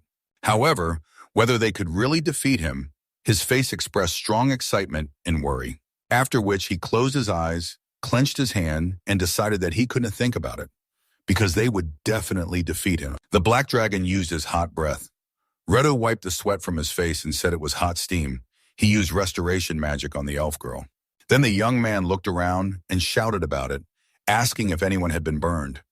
He thought that it was possible to get burned by hot air, not necessarily by being directly exposed to the breath. No wonder there were so many wounded. The black dragon was resting after using his breath, and smoke was visible from his jaws. Hilda said that everything was fine and he was exhausted. She ordered everyone to take up their bows and begin the attack. A huge number of arrows flew straight at the dragon. He flew, dodging the arrows, but suddenly one of them hit him right in the neck. Hilda smiled and said that they seemed to have irritated the dragon. Apparently, he didn't even realize what state his wings were in. After all, he was just an ordinary lizard. The boy asked about the wings. Then he turned his attention to them and said that the membranes on the wings were completely torn. Now he understood what the elves wanted. It was very surprising that he could still fly. Then the boy noticed how the dragon began to inhale air and its belly swelled. Red asked what the dragon was doing. Klaus told the boy to take his hands in. "It is the dragon's hidden weapon." Hilda shouted that the fireball was coming, so she ordered the elves to raise the barrier. The dragon opened its jaws and its fangs began to crack. Then it fired a volley, releasing a fireball. At this time, Mina was sitting in the house and helping to sort the grass. In an instant, everything in the house began to shake. Mina was scared and asked what it was. The elf boy said that there was a lot of noise and vibration, but he told Mina not to be afraid because he could protect her. The girl came up to Mina and stroked her head, saying that everything was fine, Mr. Rita, along with Mrs. Hildigard and Klaus. She smiled and asked why the children didn't pray for them. The children agreed and began to pray. Mina wished for Retta to return alive. At that moment, the fireball at the dragon released, crashed into the barrier. Hild ordered the elf to raise the second barrier as well. She said that they had to use the double barrier to push back the fireball. Red added, rubbing his hands, that he had healed all the wounded, so he would also help them with the barrier and support it with magical power. Cloud said things were going great and they had a chance. The other male elf said they could push him away. Suddenly, Red noticed something and told Hilda to look at the dragon whose belly was also swollen. The girl shouted that he was going to fire a second shot. The black dragon was going to burn everyone at the cost of his life.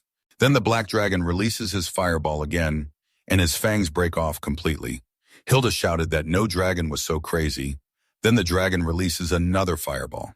Hilda shouted to Reed that he must run away from here immediately. The young man helped hold the barrier and said that he would not run away under any circumstances.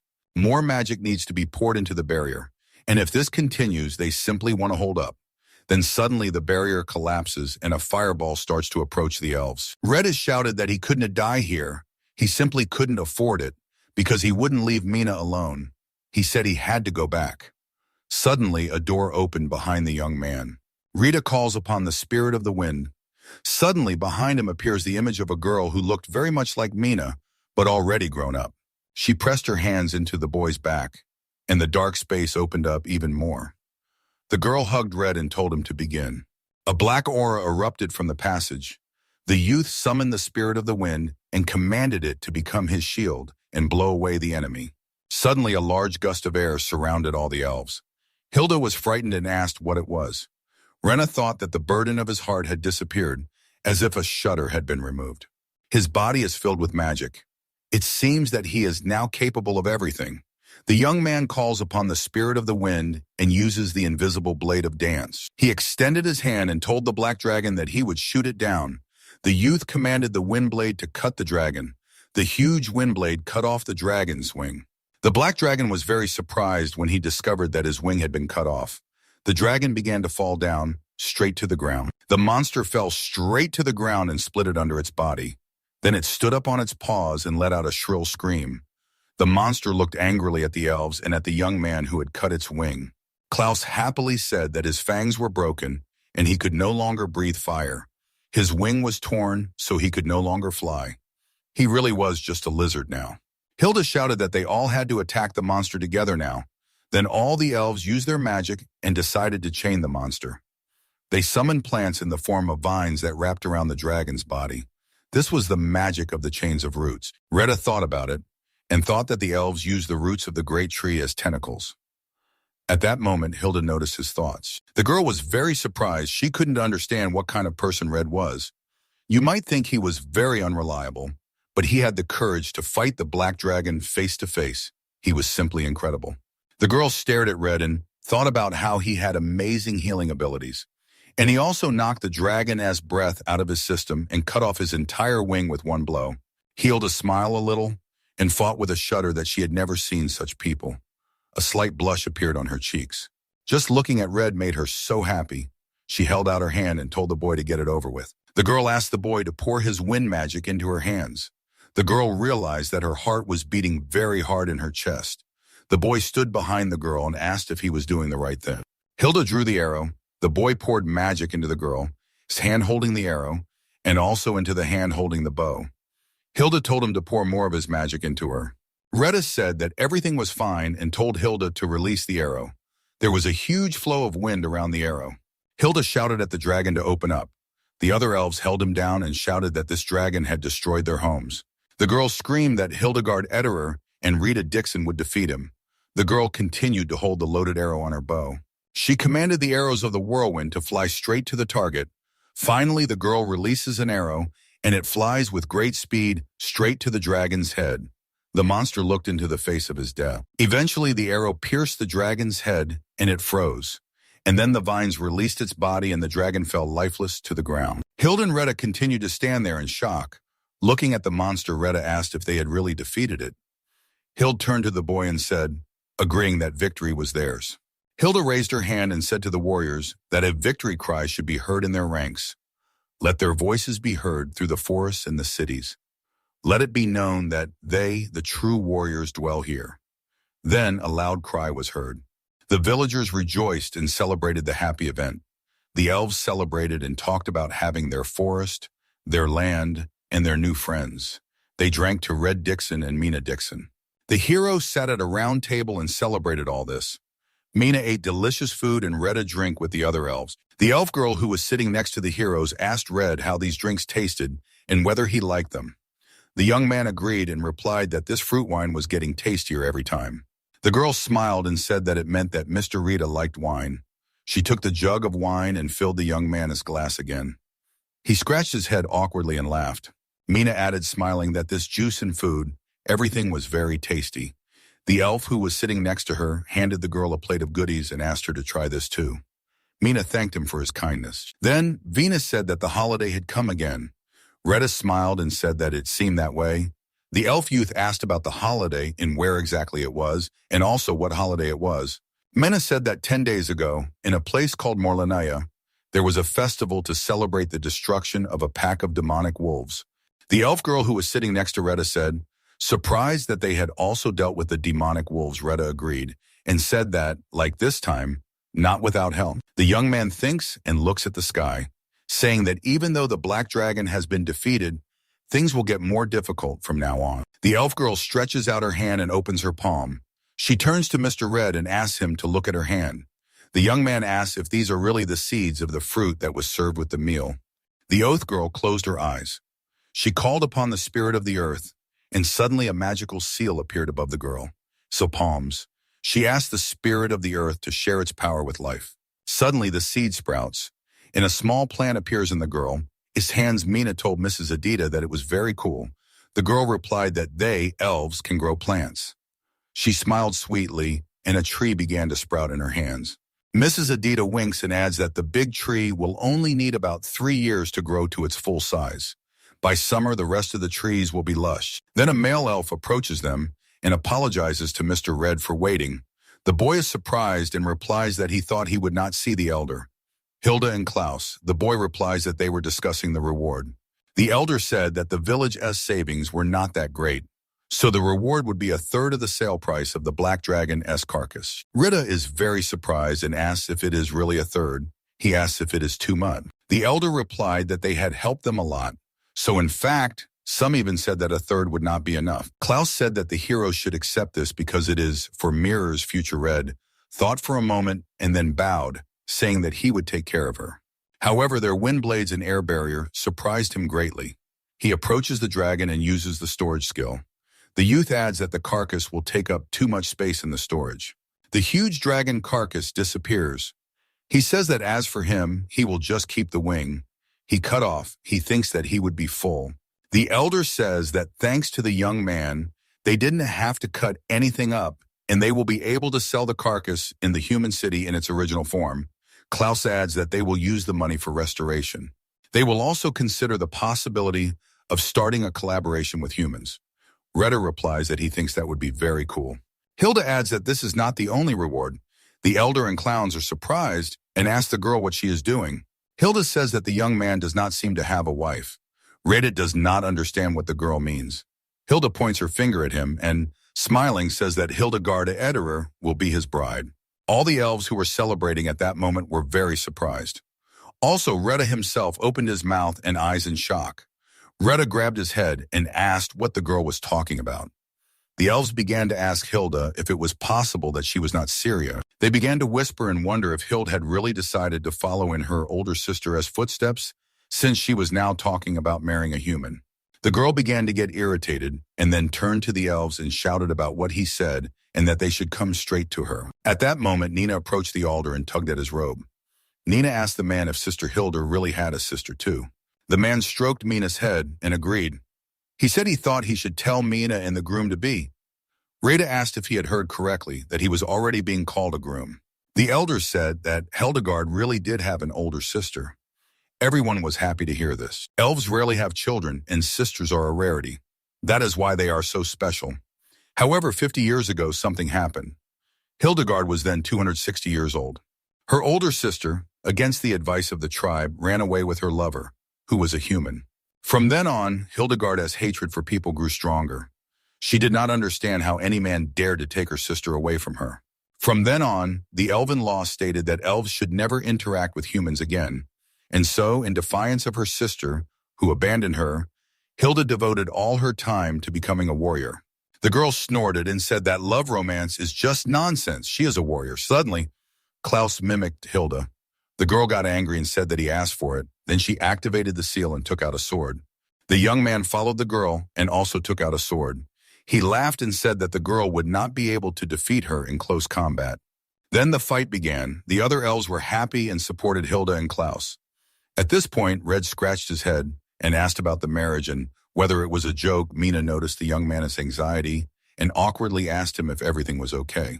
The next morning, the sun was shining brightly. There was a huge seal on the ground, and next to it was a harnessed cart. Kido asked Mina if they could play together. Next time, Mina agreed and said that she would look forward to that moment. Hilda told Retta that they would miss him, but he would not be alone for long because the girl would soon come to him. Retta smiled awkwardly and said that the girl had brought it up again. Hilda closed her eyes, smiled, and said that it was natural. Now she knew what her sister had felt. It was natural to want to live with the man she loved. Rita asked if the girl was serious about him being her lover. Hilda cried out embarrassed and asked how she could joke about that since she really had fallen in love with the young man.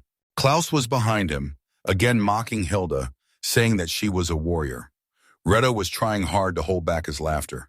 The next moment, Hilda punched Klaus right in the face. Retta sincerely sympathized with him. The village chief patted Red on the shoulder and called him Dear Groom. He said that if he didn't like the idea of marriage, he could force her out. Red laughed awkwardly, and at that moment, Hilda kicked closed. Retta thought about sending Hilda away and realized that it was simply impossible. Then Klaus came up to them and asked if they were going to go already.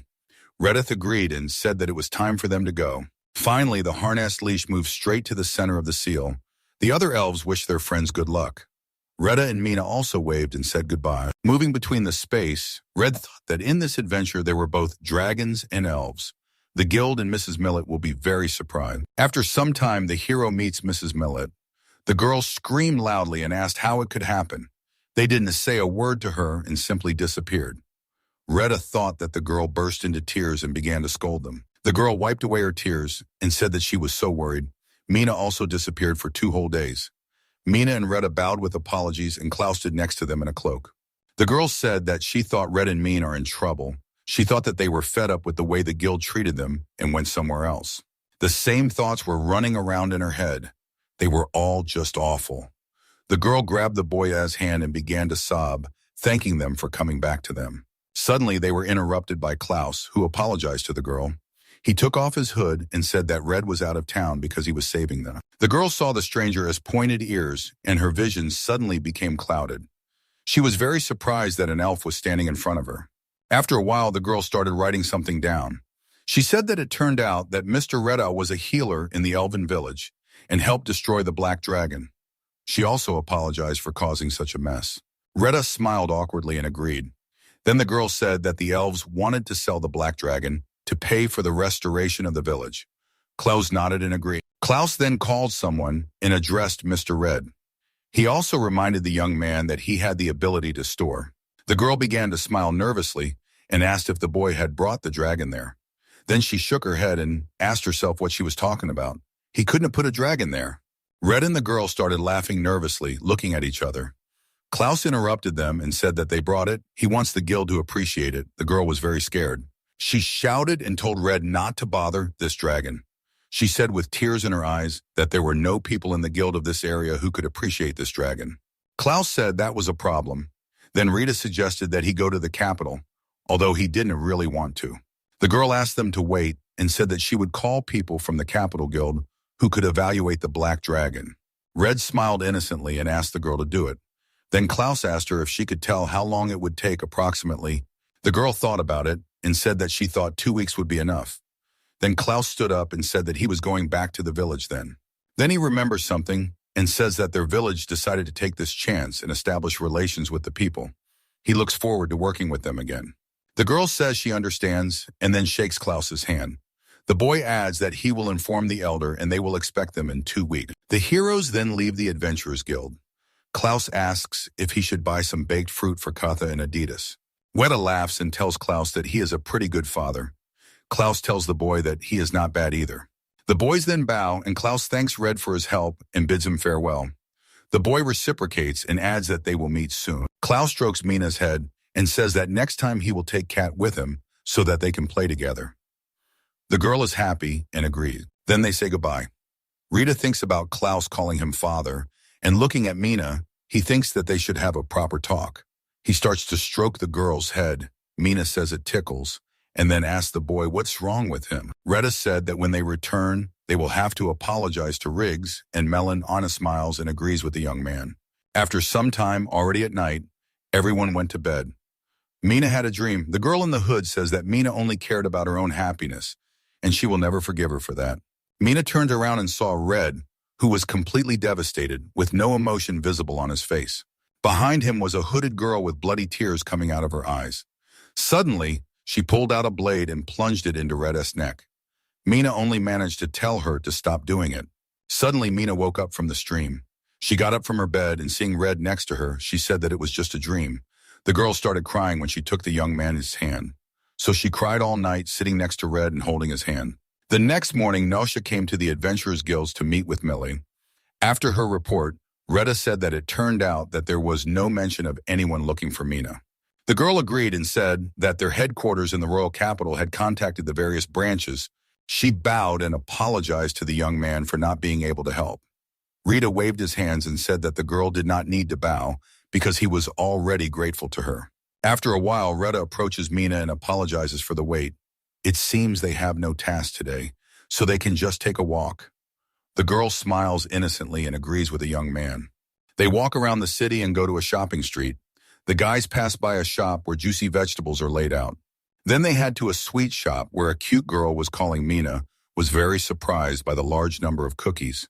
Rita tastes the sweets and is surprised that they are very tasty. Mina also tastes the cookies and is surprised that they are very crispy. Rita looked at the girl and thought that things were going great. It seemed that Mina had been greatly encouraged by this walk. 3 nights ago, she cried very hard and was constantly depressed. It seems that she had a bad nightmare that night. Sometime later, after the candy store, Red and Mina come to a bridge that stretches across a small river. Mina was delighted and told Red to look into the water. There were fish there, and their scales were shining very beautifully. The young man agreed with the girl looking into the water. He thought that no matter how he looked at it, he couldn't leave her alone. It would probably be better to tell her everything. Then the young man turns to Mina and says that he has an important conversation with the girl. Mina is surprised and asks again about the important conversation. The girl is very tense looking at the young man. Rita said that he had never been married, so he didn't know how to raise children. But if the girl didn't mind, they could become a daughter and father, so he wanted to ask the girl if she wanted to be his family. The young man stroked Mina's head. The girl began to cry, talking about family, and then asked if the young man was sure and if she could definitely become his family. Suddenly, a voice was heard saying that, of course, she couldn't do that. It was the girl who had appeared in Mina's dream earlier. Retta covered Mina with his body and asked the girl who she was. The girl took off her hood, and Mina looked at her carefully. She began to cry and, coming out in front of Rada, addressed her sister. The young man was very surprised because he had met Mina's sister. The girl, with an empty look, agreed and, waving her hand, said that she and Mina had not seen each other for a long time. The girl said that she was looking for Mina. The girl grinned and replied that she was glad that the girl was safe. Mina didn't understand what her sister meant. The girl started twirling some blade on her finger and said that. But did the girl really just say that she wanted to be part of his family?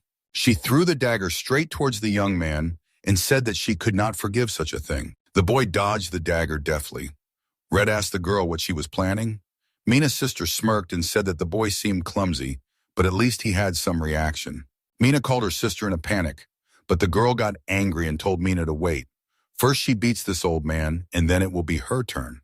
The girl was very surprised, but Red immediately covered her with his hand. He asked what the girl was saying.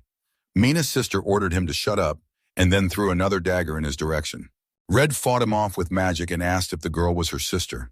The girl agreed and said that her name was Runa. Then she definitely jumped off the roof of the building. Upon landing, the girls said that this was quite typical of the old man. She was Mina's sister. Retta thought that the way Runa was acting now was very strange. It would not be easy to deal with her, because she was very strong.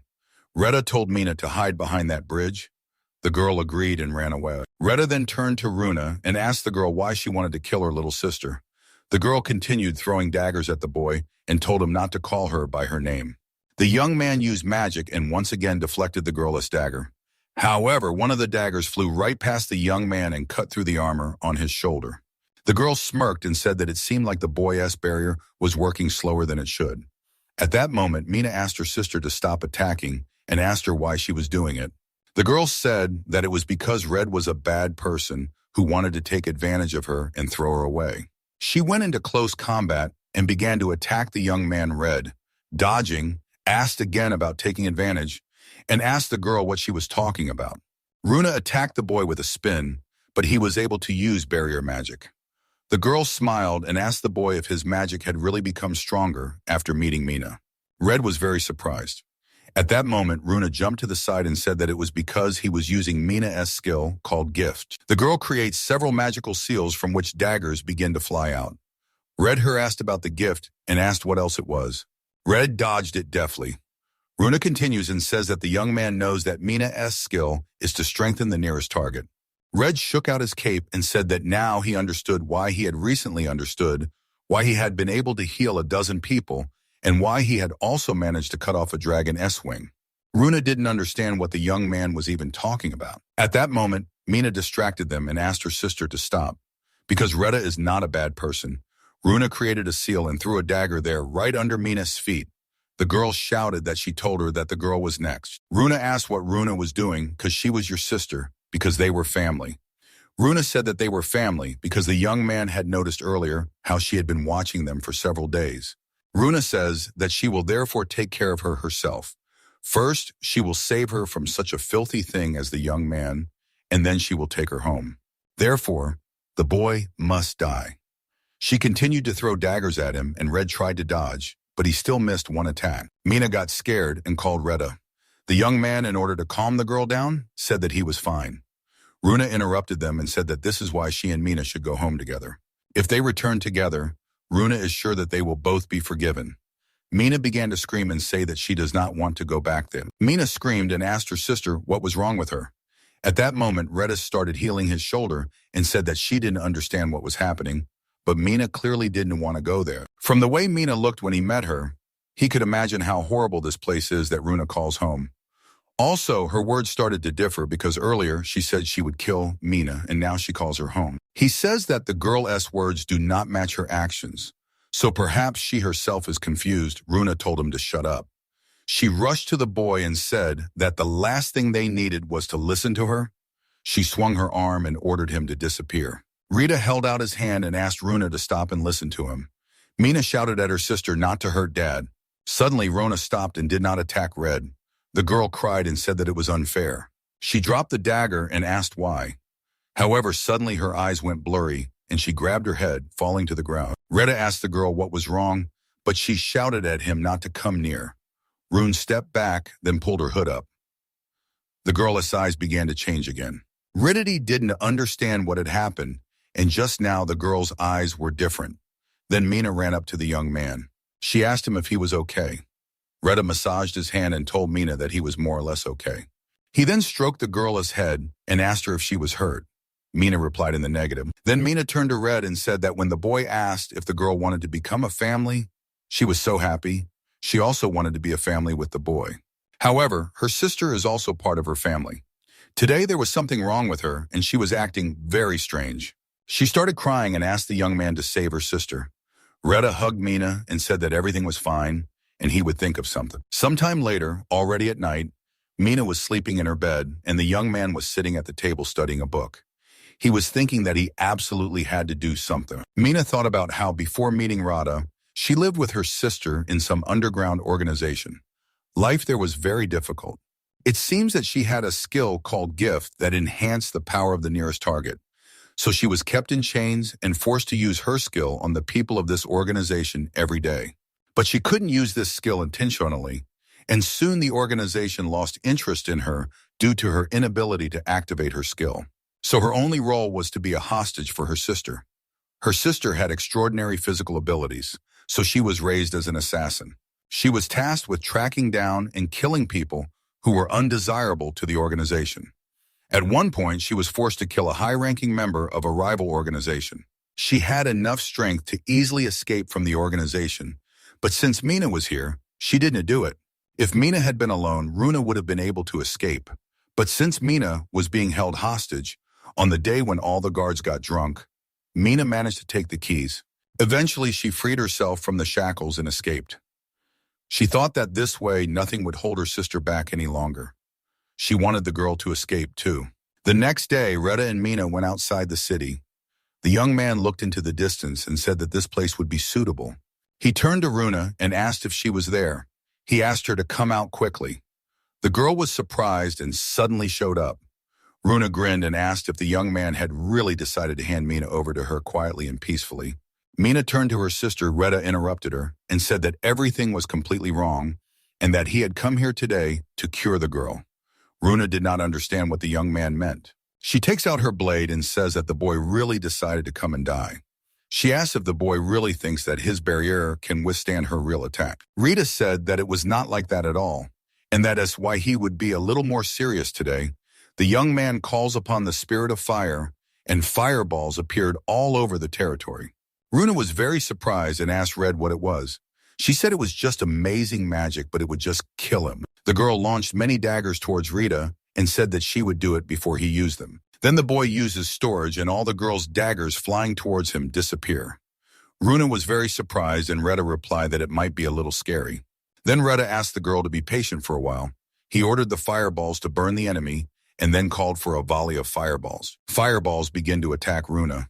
The girl grit at her teeth and began to dodge them. A huge bunch of fireballs started shooting towards Rune, and then they touched the ground and exploded. The girl dodged and then threw her blade toward the boy, but he used the storage skill and took the flying dagger into his inventory. He then proceeded to shoot fireballs straight at Rune.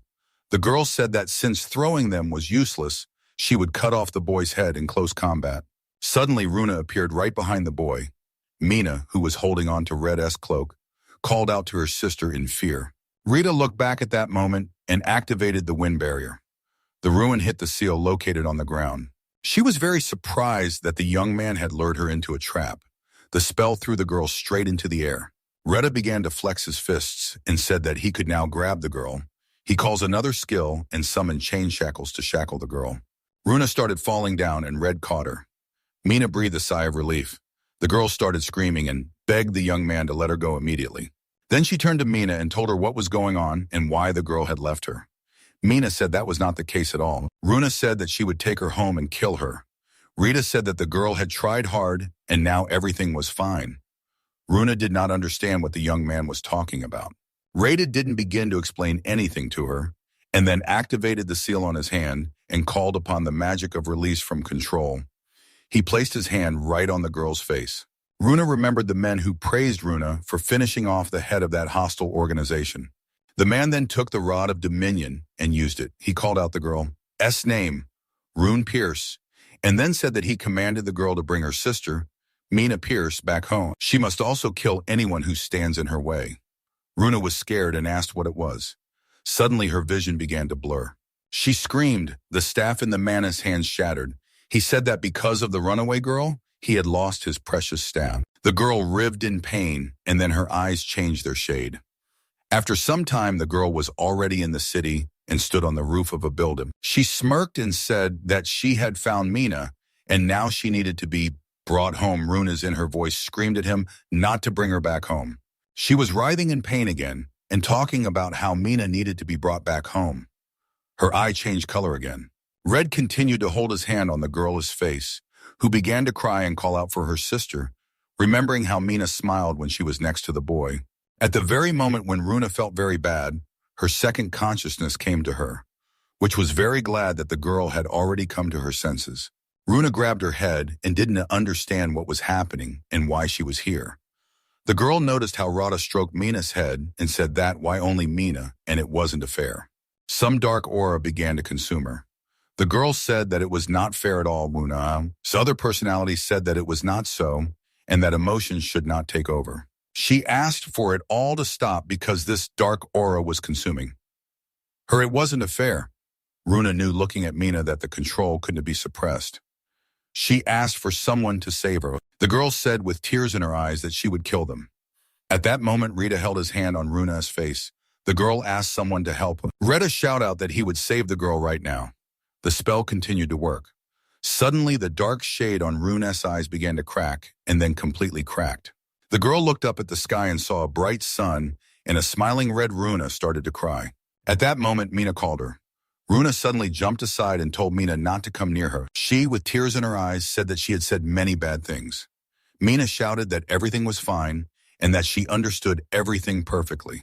Runa asked Mina for forgiveness because seeing her happy here, she became very jealous and wondered why she was not happy. And after that, she became very angry. Mina ran up to Runa and apologized to her sister for running away alone. Runa stroked Mina's head and told the girl not to apologize because she had done nothing wrong. Runa then turned to Red and told her to take care of Mina because she needed to go back. She should go back and say, Mina is dead or something. Anyway, she'll come up with something. Nina panicked and asked her sister if she really said she would come back and think of something. Rita shouted that she couldn't do that and he wouldn't allow it. Runa said she had to, otherwise they would come and look for them. Runa said he would figure out how to get rid of them and would protect the girls. Runa clenched her lips and fist, shaking with fear. Retta had offered to let her live with him and Mina. Mina had told him she wanted to be a family. In that case, Runa is also part of their family. The girl smirked and said that the boy had suggested a strange thing. Rita grabs her by the shoulders and says that he doesn't care whether he proposed or not. That meaner that Runa saw happy. That's why he will make Runa happy. He asked her to become a part of their family. The girl was shocked and could not say a word. She began to cry and said that she agreed. In that case, she would rely on the young man. Mina threw herself at Runa. The girls hugged each other and started crying. Runa apologized to Mina for scaring her. Rada also hugged the girls and smiled. Thus the heroes stood in the middle of the field and hugged. A light wind blew on their clothes. After a while, Mina was hanging on Red's neck and calling him daddy, giggling. Mino's friend said that Mino calls Red so affectionately and kindly. At this point, the man asked Runa what her name was. The girl replied that her name was Runa Dixon and that she was Mina's sister. She was also very pleased to meet you. Retta turned towards Runa and the girl asked what was wrong. Retta said that he was wondering what the girl would call him. Then Runa thinks, playing with her fingers.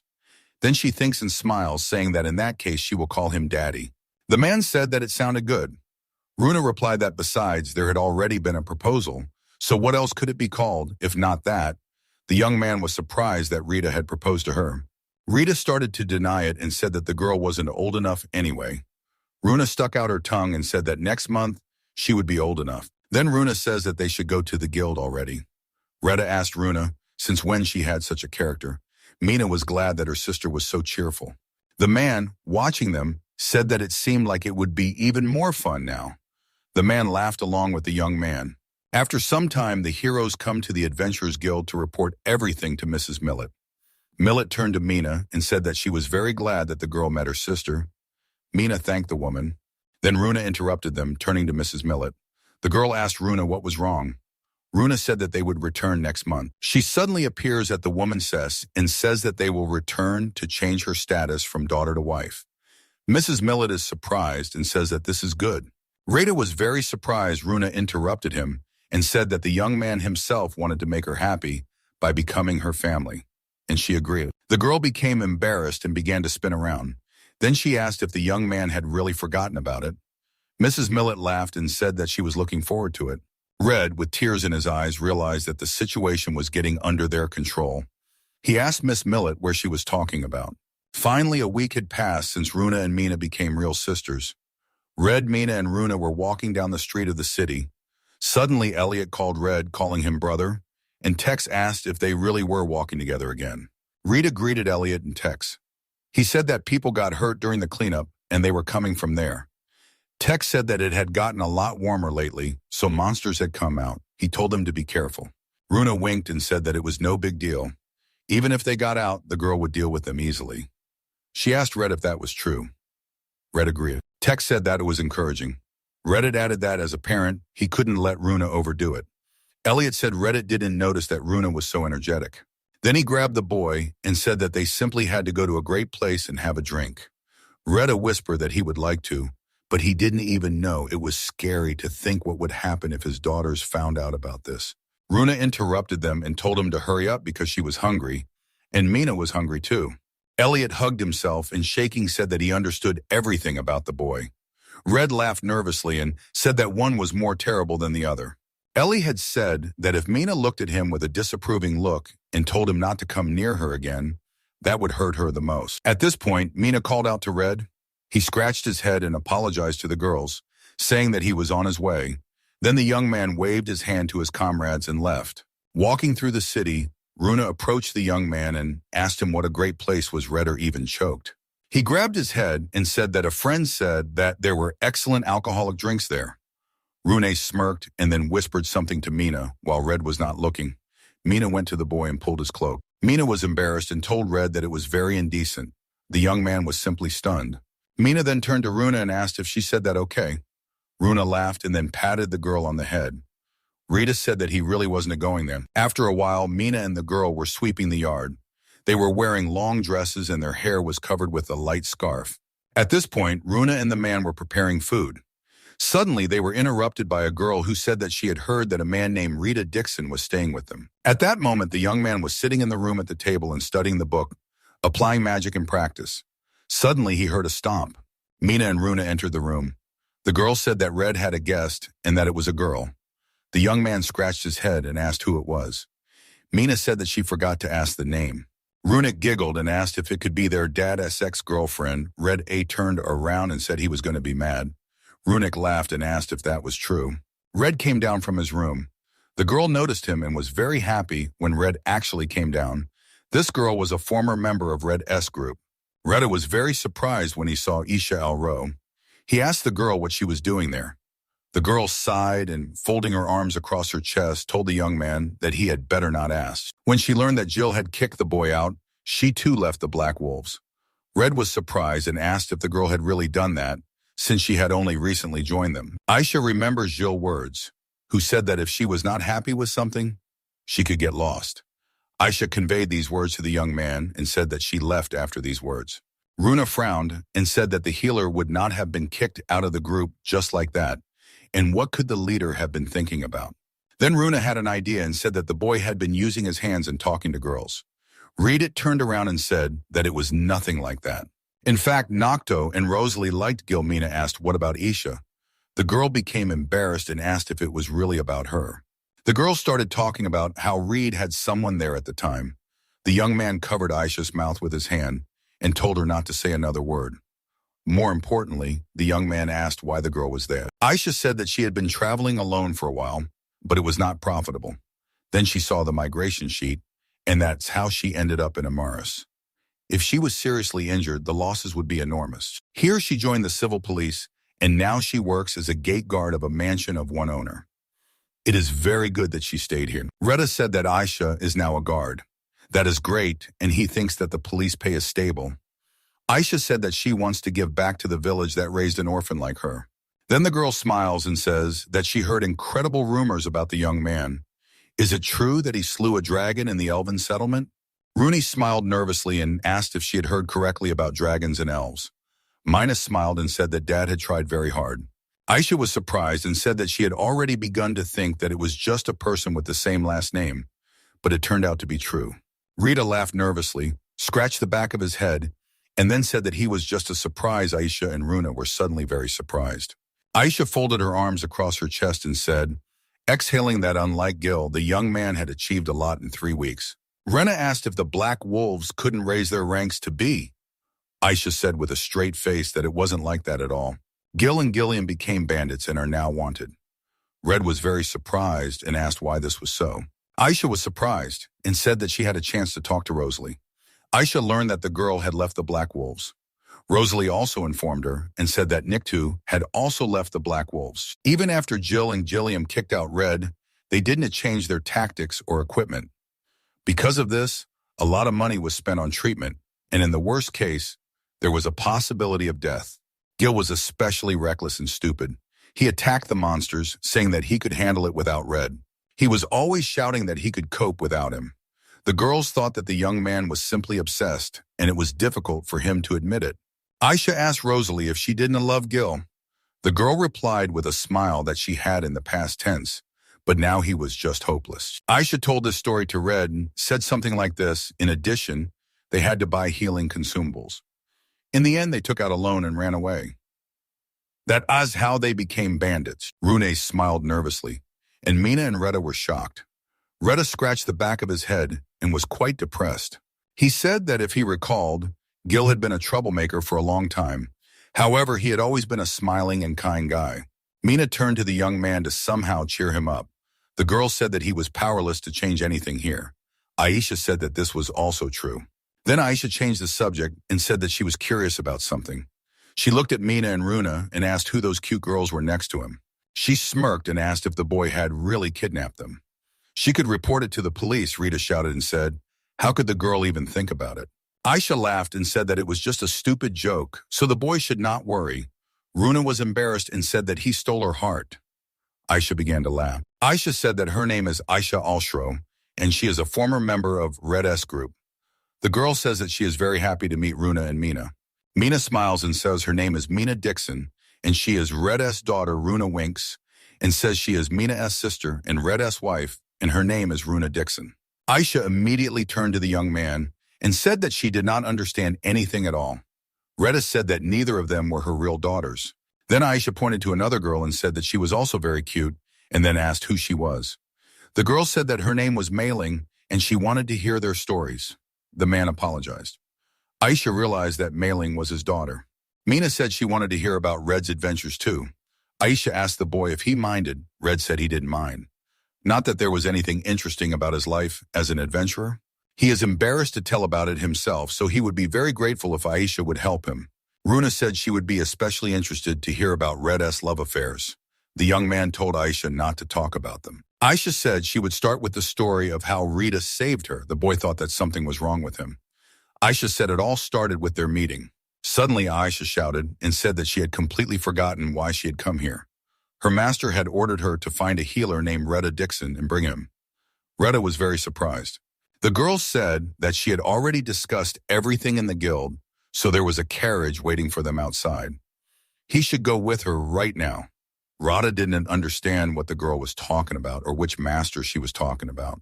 After some time, Rita with Mina, Runa and Aisha were riding in a cart. Rita asked Aisha what business her master had with him, that even they had prepared a cart. Aisha said, "Who knows? She herself doesn't know the boy anymore. She was just told to get her in order. She can only assume that this is confidential information." Suddenly, Mina leaned out of the window and asked Aisha what kind of person her master was. The girl replied that he was a little strange. The girl did not understand what Aisha was talking about.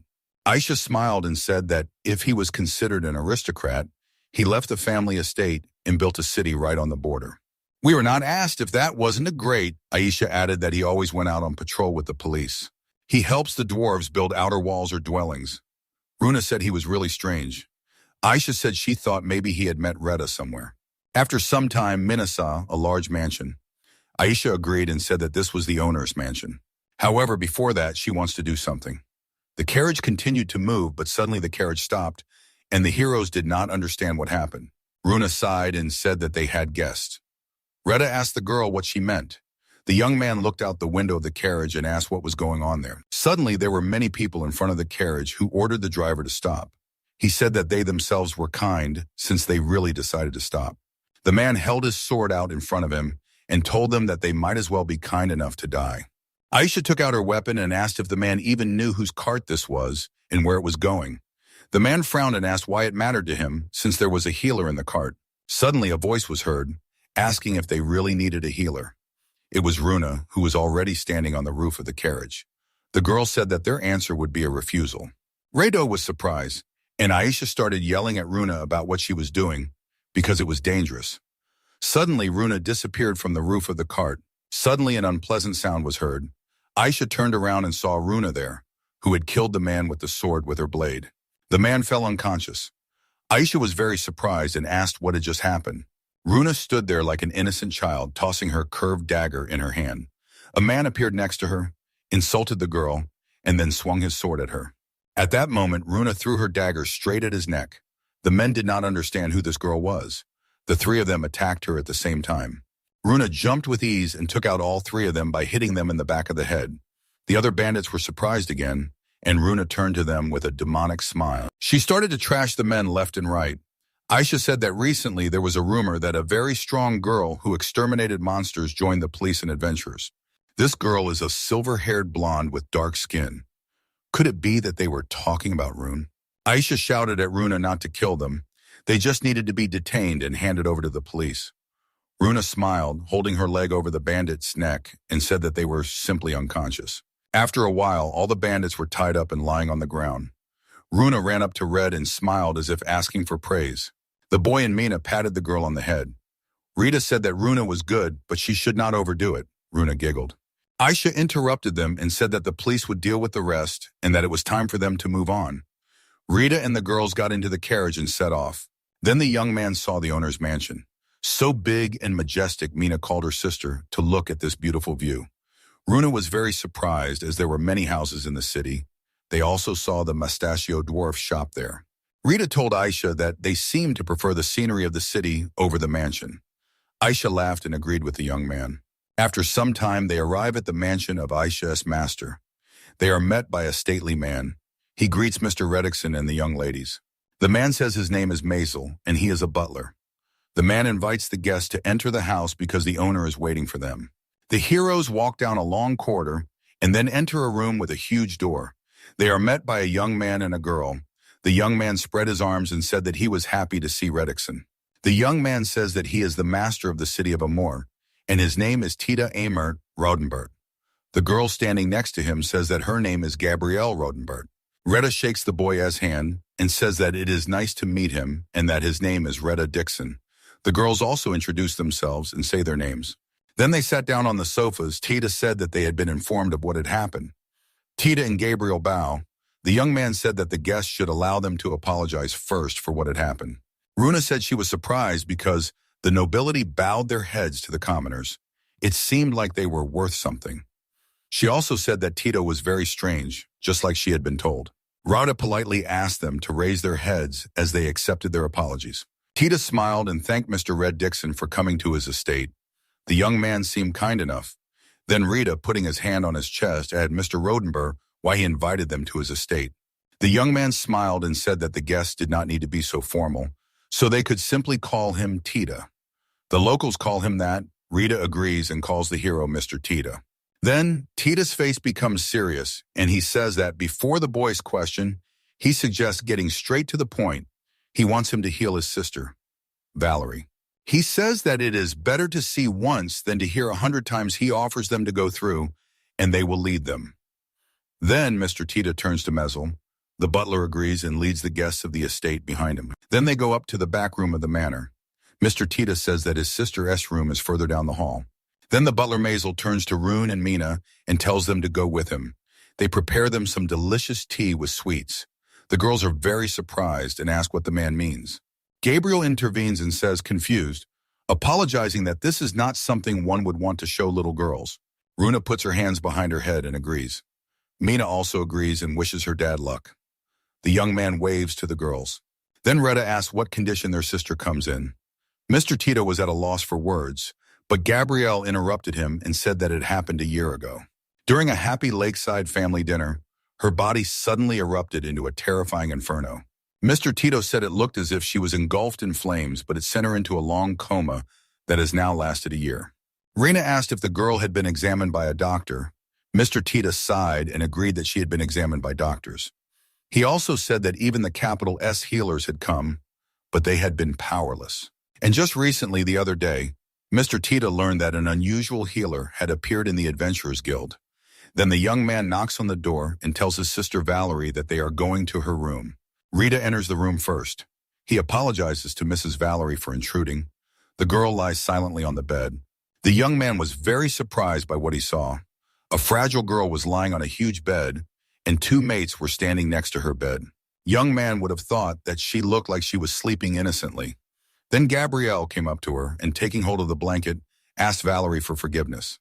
The girl removes the blanket and reddites Valerie its entire burned body.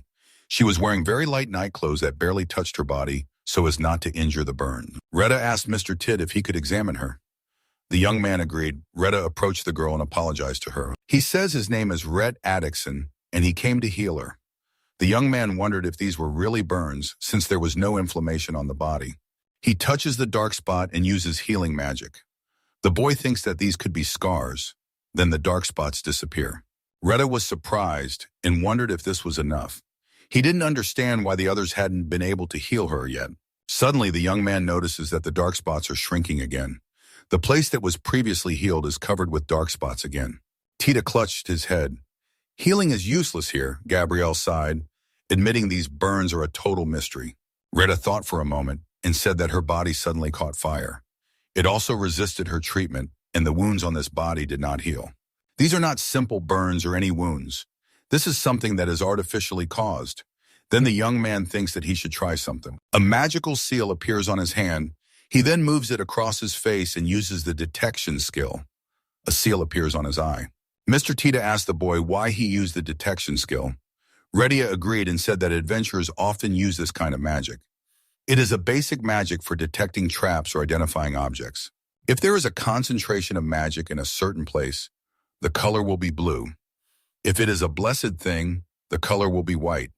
It is something like an aura. The young man looked at Valerie's aura and saw that its color was black. Black means curse. Rita realized that she was cursed. Mr. Tito was very surprised and asked if she was really cursed, but he did not understand why she was cursed. Gabrielle was very afraid for Valerie. Mr. Tito swayed and put his hand on his face. He doesn't understand what they should do now. Gabriel says that they should go to the capital S Healers Guild for advice. Mr. Tita tells the girl that she is right, but what can healers do about this curse? Retta interrupted them and asked Mr. Tita to wait. The young man is distracted and apologizes to Retta. He says that he will definitely pay for his services. The young man says that he doesn't mean that at all. He just learned the spell and hasn't used it yet. Rita says this cautiously. The young man adds confidently, asking Mr. Tid if he could try casting a curse removal spell. Mr. Tada was very surprised. He grabbed Red by the shoulders and asked him if he really had such magic. The boy agreed. Then Mr. Red agreed and asked the boy to use it. Reddit approaches Valerie and says that he does not know if this spell will help, but until specialists from the capital arrive, he will try to ease the girl is suffering. Gabriel and Tita took each other's hands and looked at the young man with hope. Retta stretched out his arms and closed his eyes. He called upon the spirits of light and commanded them to drive away the evil force. The young man opened his eyes and cast the curse removal spell. Suddenly, a huge shining magic seal appeared under the girl's body, and there was a shining sphere at the girl's hand. At this time in the girl's mind, she was surrounded by a powerful flame. The girl was crying because she was very hot and dark. She cried and thought about what she heard someone's voice. She couldn't see or hear anything. Also, Valerie couldn't understand how long she had been there. The girl begged at least someone for help because she was very hot. Suddenly, the dark space above the flame began to crack and split. The girl saw it. In the real world, she woke up and cowered, screaming for her brother to help her. Because now the girl is incredibly hot. Mr. Cheetah shouted that Valerie woke up. At this point, Retta turned to Mrs. Valerie and said that everything was fine. He was gradually dispelling the curse. The girl got scared and asked him who he was. The main character answered that his name was Retta Dixon, and he was a healer. The girl saw her brother Tid and sister Gabrielle nearby, hugging each other and watching everything. The girl smiled with relief. Tita was very surprised when Valerie's dark spots began to disappear. The girl at that moment was sitting on her bed and holding on to Red's clothes. The young man was finishing his spell. Gabrielle cried and smiled as the spots on the girl's body disappeared.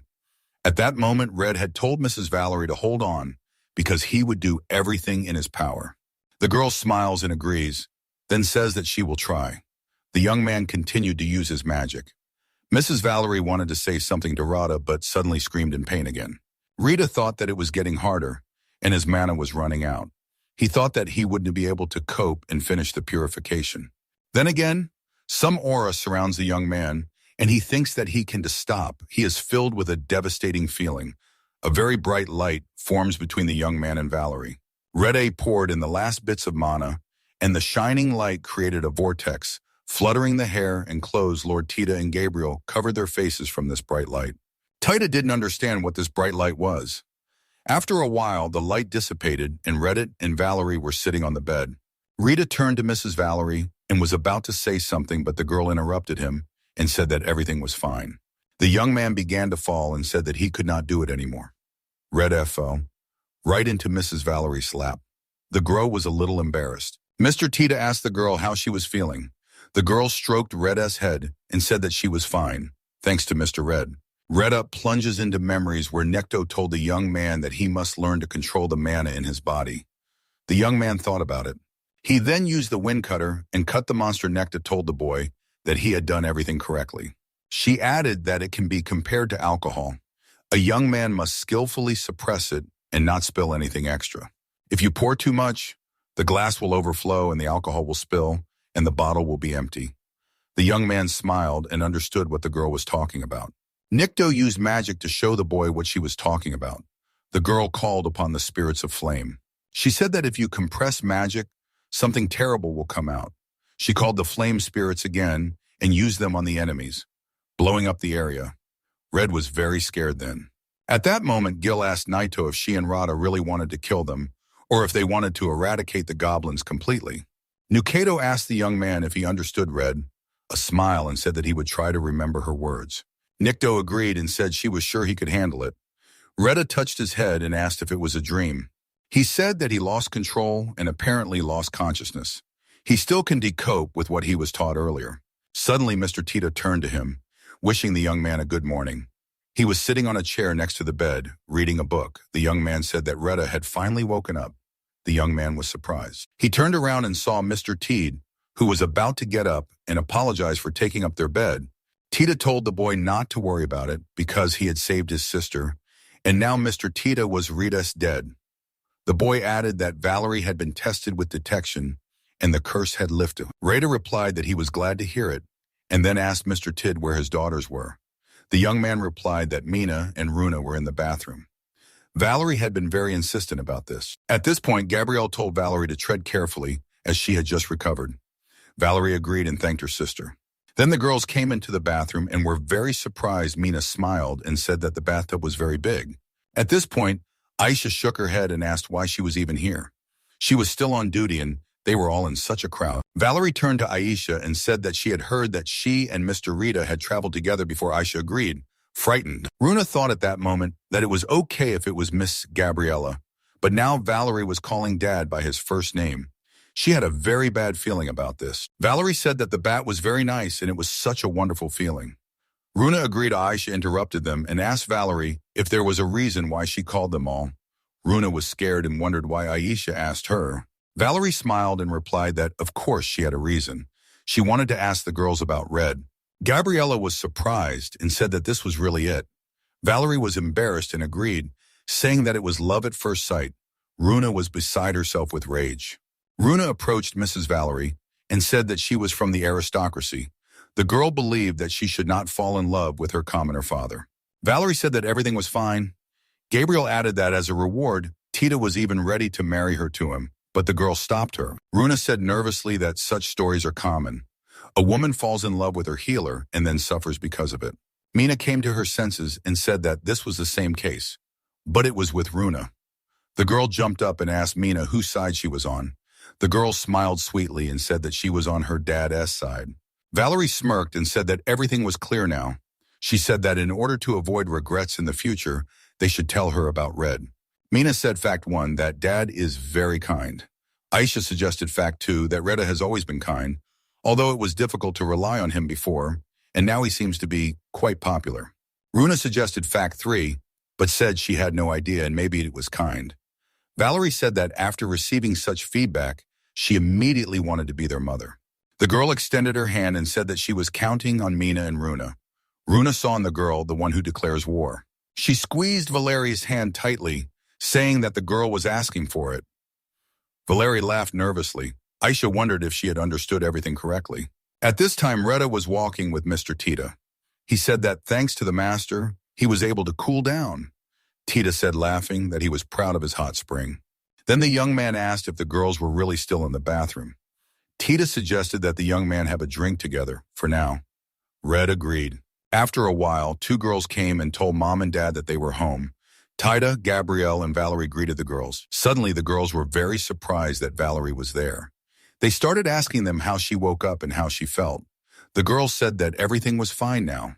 Then the butler drew his attention and said that the girls should greet the guests first. They approached Red, Miana, and Rune. The blonde girl S said her name was Oro Amert, and the dark-haired girl S said her name was Nero Amert.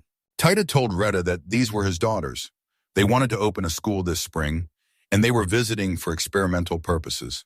Rita said he was very happy to meet the girls, and Tide said school was great. Then Gabrielle interrupted and said they would finish with greetings and move on to dinner. After a while, everyone was sitting at a large table. Valerie offered Mr. Reed to taste this meat. The young man thanked the girl for her concern. Runa said that he couldn't eat only meat, so he should eat vegetables too. The young man agreed and thanked Runa. Valerie told Mr. Rada that dry food would dry out his throat, so he should drink some wine. Rada apologized to Valerie. Then he looked at Mr. Tid and thought in his mind about what was happening. And Tid didn't understand how it all came to this. Mina said that they get along so well. Then Valerie said, apologizing for starting during dinner, but she has something to talk to her brother. Mr. Taita asked the girl what happened. Valerie said that before she gets married, she would like to date Rita. So the girl asked her brother if he is against it. Retta was surprised and asked the girl what she was talking about. At that moment, Runa jumped up and looked at her angrily. She thought about Valerie openly stating her desires, but she would not let her get in the way. Runa was embarrassed and told Valerie that Retta had already proposed to her, so was she sure, yet Retta was scared. He told Runa that he had not said that to propose. Valerie said that it was precisely because she had such a cute rival that she decided to ask permission. Mr. Titus said he was not against it, but what does Rita really think? Retta said he knows nothing about Valerie, and he is not the best companion. Anyway, besides, he is over 30. Valerie started crying and asking what they should do, since Mr. Retta had rejected her. Retta said that was not what he meant. Runa said that the boy had her, but Retta shouted that Runa was actually his daughter. Mr. Tita interrupted them and said that in that case, maybe they should be friends first. He asked Rita what he thinks. Rita said that he is not against friendship and it would be an honor for him. Runa said that there is no need for that. Tita tells the boy that in that case he entrusts Valerie to him. The boy agrees, then Valerie remembers something. Gabriel turns to the girl and asks her what is wrong. Valerie said that she thought of something. If Retta becomes her friend, then her brother will stop being lonely and he will also have a friend. Mr. Tito was surprised and shouted that he was not lonely. The next day came, everyone came out of the house and began to thank Red for the visit and the dinner together. The children of the Amort family also said goodbye to Mina, saying that they would see each other again. Written followed and they set off. Runa thought about the curse. Even among healers, the removal of curses is quite rare. So rare that such people can be called messengers from God. The spell puts incredible strain on the caster. Runa herself has also heard that the curse is dispelled within a few days or even weeks. Even if they did everything using Mina's blessings, it would have taken them at least half a day. In the worst case, nothing would have happened at all. And also, their same fireballs that she had already seen when Red was casting a spell. Who is this really right now? This is the question that was spinning in the girl's head. Mina turned her head and leaned towards Runa. She saw that her sister seemed to be floating somewhere in the clouds. Runa smiled, coming to her senses, and then said that she realized how incredible their daddy was. Mina began to cheer and raised her hands slightly. With a wide smile on her face, the little girl agreed with her older sister, adding that their father was something special. Runa hugged Mina, stroking her head, and then said that she was also incredible. Just like her father, Mina began to laugh loudly, and Runa continued to smile, remaining completely calm. Reda was so warm and kind when he saved her. She remembered that day very well. No wonder Mrs. Valerie felt the same way and started making eyes at him at dinner. 2 days later, when they were already home, a blonde girl appeared on the threshold. It was Valerie. She smiled and asked if Mr. Rado was home now. Runa noticed the girl in Valerie's visit immediately threw her off balance. She turned around and, holding back all her emotions, asked what Mrs. Valerie was doing here. Valerie smiled even wider, then moved her hand to the side, pointing somewhere. At that moment, Mr. Tita came in, holding up his bandaged hand. He said that he was slightly hurt. They went up to the masteress room, and there Retta was able to heal him. He asked how Tita had come to this. The guy answered that he had decided to teach a lesson to the thugs who had attacked the healer. Valerie kept spinning around and looking at Retta's room. The healer himself asked Tit in surprise if he had been able to find out anything interesting about the bandit. As soon as Tata began his story, they heard screams on the first floor. The scream belonged to an adult man who demanded that a doctor be brought to him as quickly as possible. He asked very brazenly. Retta realized that someone wanted to see him. He himself began to wonder who this man with terrible manners was. He turned to Tita and said that he should go out. Red was slowly descending the stairs. Calling Riggs, the healer wanted to know what had happened while he was treating Mr. Tid. Suddenly, some object rushed towards Red himself. The healer managed to dodge, ducking to the side. It was some kind of glass with liquid. It hit the wall and splashed on the floor. Rena looked ahead, dumbfounded. There were several men in front of him. One of them, who was shouting, immediately pointed his finger at Red, asking if he was really a healer. He ordered the guy to quickly run to him and heal him. Reda asked the reason why he should obey. One of the insolent men's escort shouted at Reda not to speak like that when addressing Monza. Monza LG is the owner of the largest trading company, which he named after his family. Monza looked at the healer intently, assessing his status. The other man turned to Monza and said that he was corrupt. Monza got angry and told Reda to start treatment quickly. He didn't care about the price and was ready to endure any pain. Rena walked up to the man and said that they would discuss payment later. Now the healer wanted to see the wounds that the merchant wanted to heal. Monza began to open his cloak. The man took off his outer clothing and threw it aside. His entire body inside was covered in black spots. Only his head, shoulders, and neck were unharmed. Reda thought they were burns. Monza kept rushing the healer. He also said that before coming here, 2 of their healer guilds had already examined him. Afterwards, he said that in this city it seems they are incompetent. He really hoped that Rita would be able to cope. The healer said that the burns were received about a couple of days ago in the evening. The merchant's assistant said that it was, so all this was sudden for them. Afterwards, the assistant asked if Rhonda could help his master. Rhonda became silent and thoughtful. It seemed that he understood the reason why Monza received his wounds. Rada began to remember a theory he had studied in books a few years ago. The Chris removal spell, if it had worked correctly, worked like this. Rita turned to the owner of the trading company and said that the curses were designed so that if they were dispelled, they would return to the caster. Monza looked up in surprise. The assistant immediately shouted, saying that Rita was behaving without respect. The healer had no right to behave like that and mocked their boss. Suddenly, the girl's voice was heard.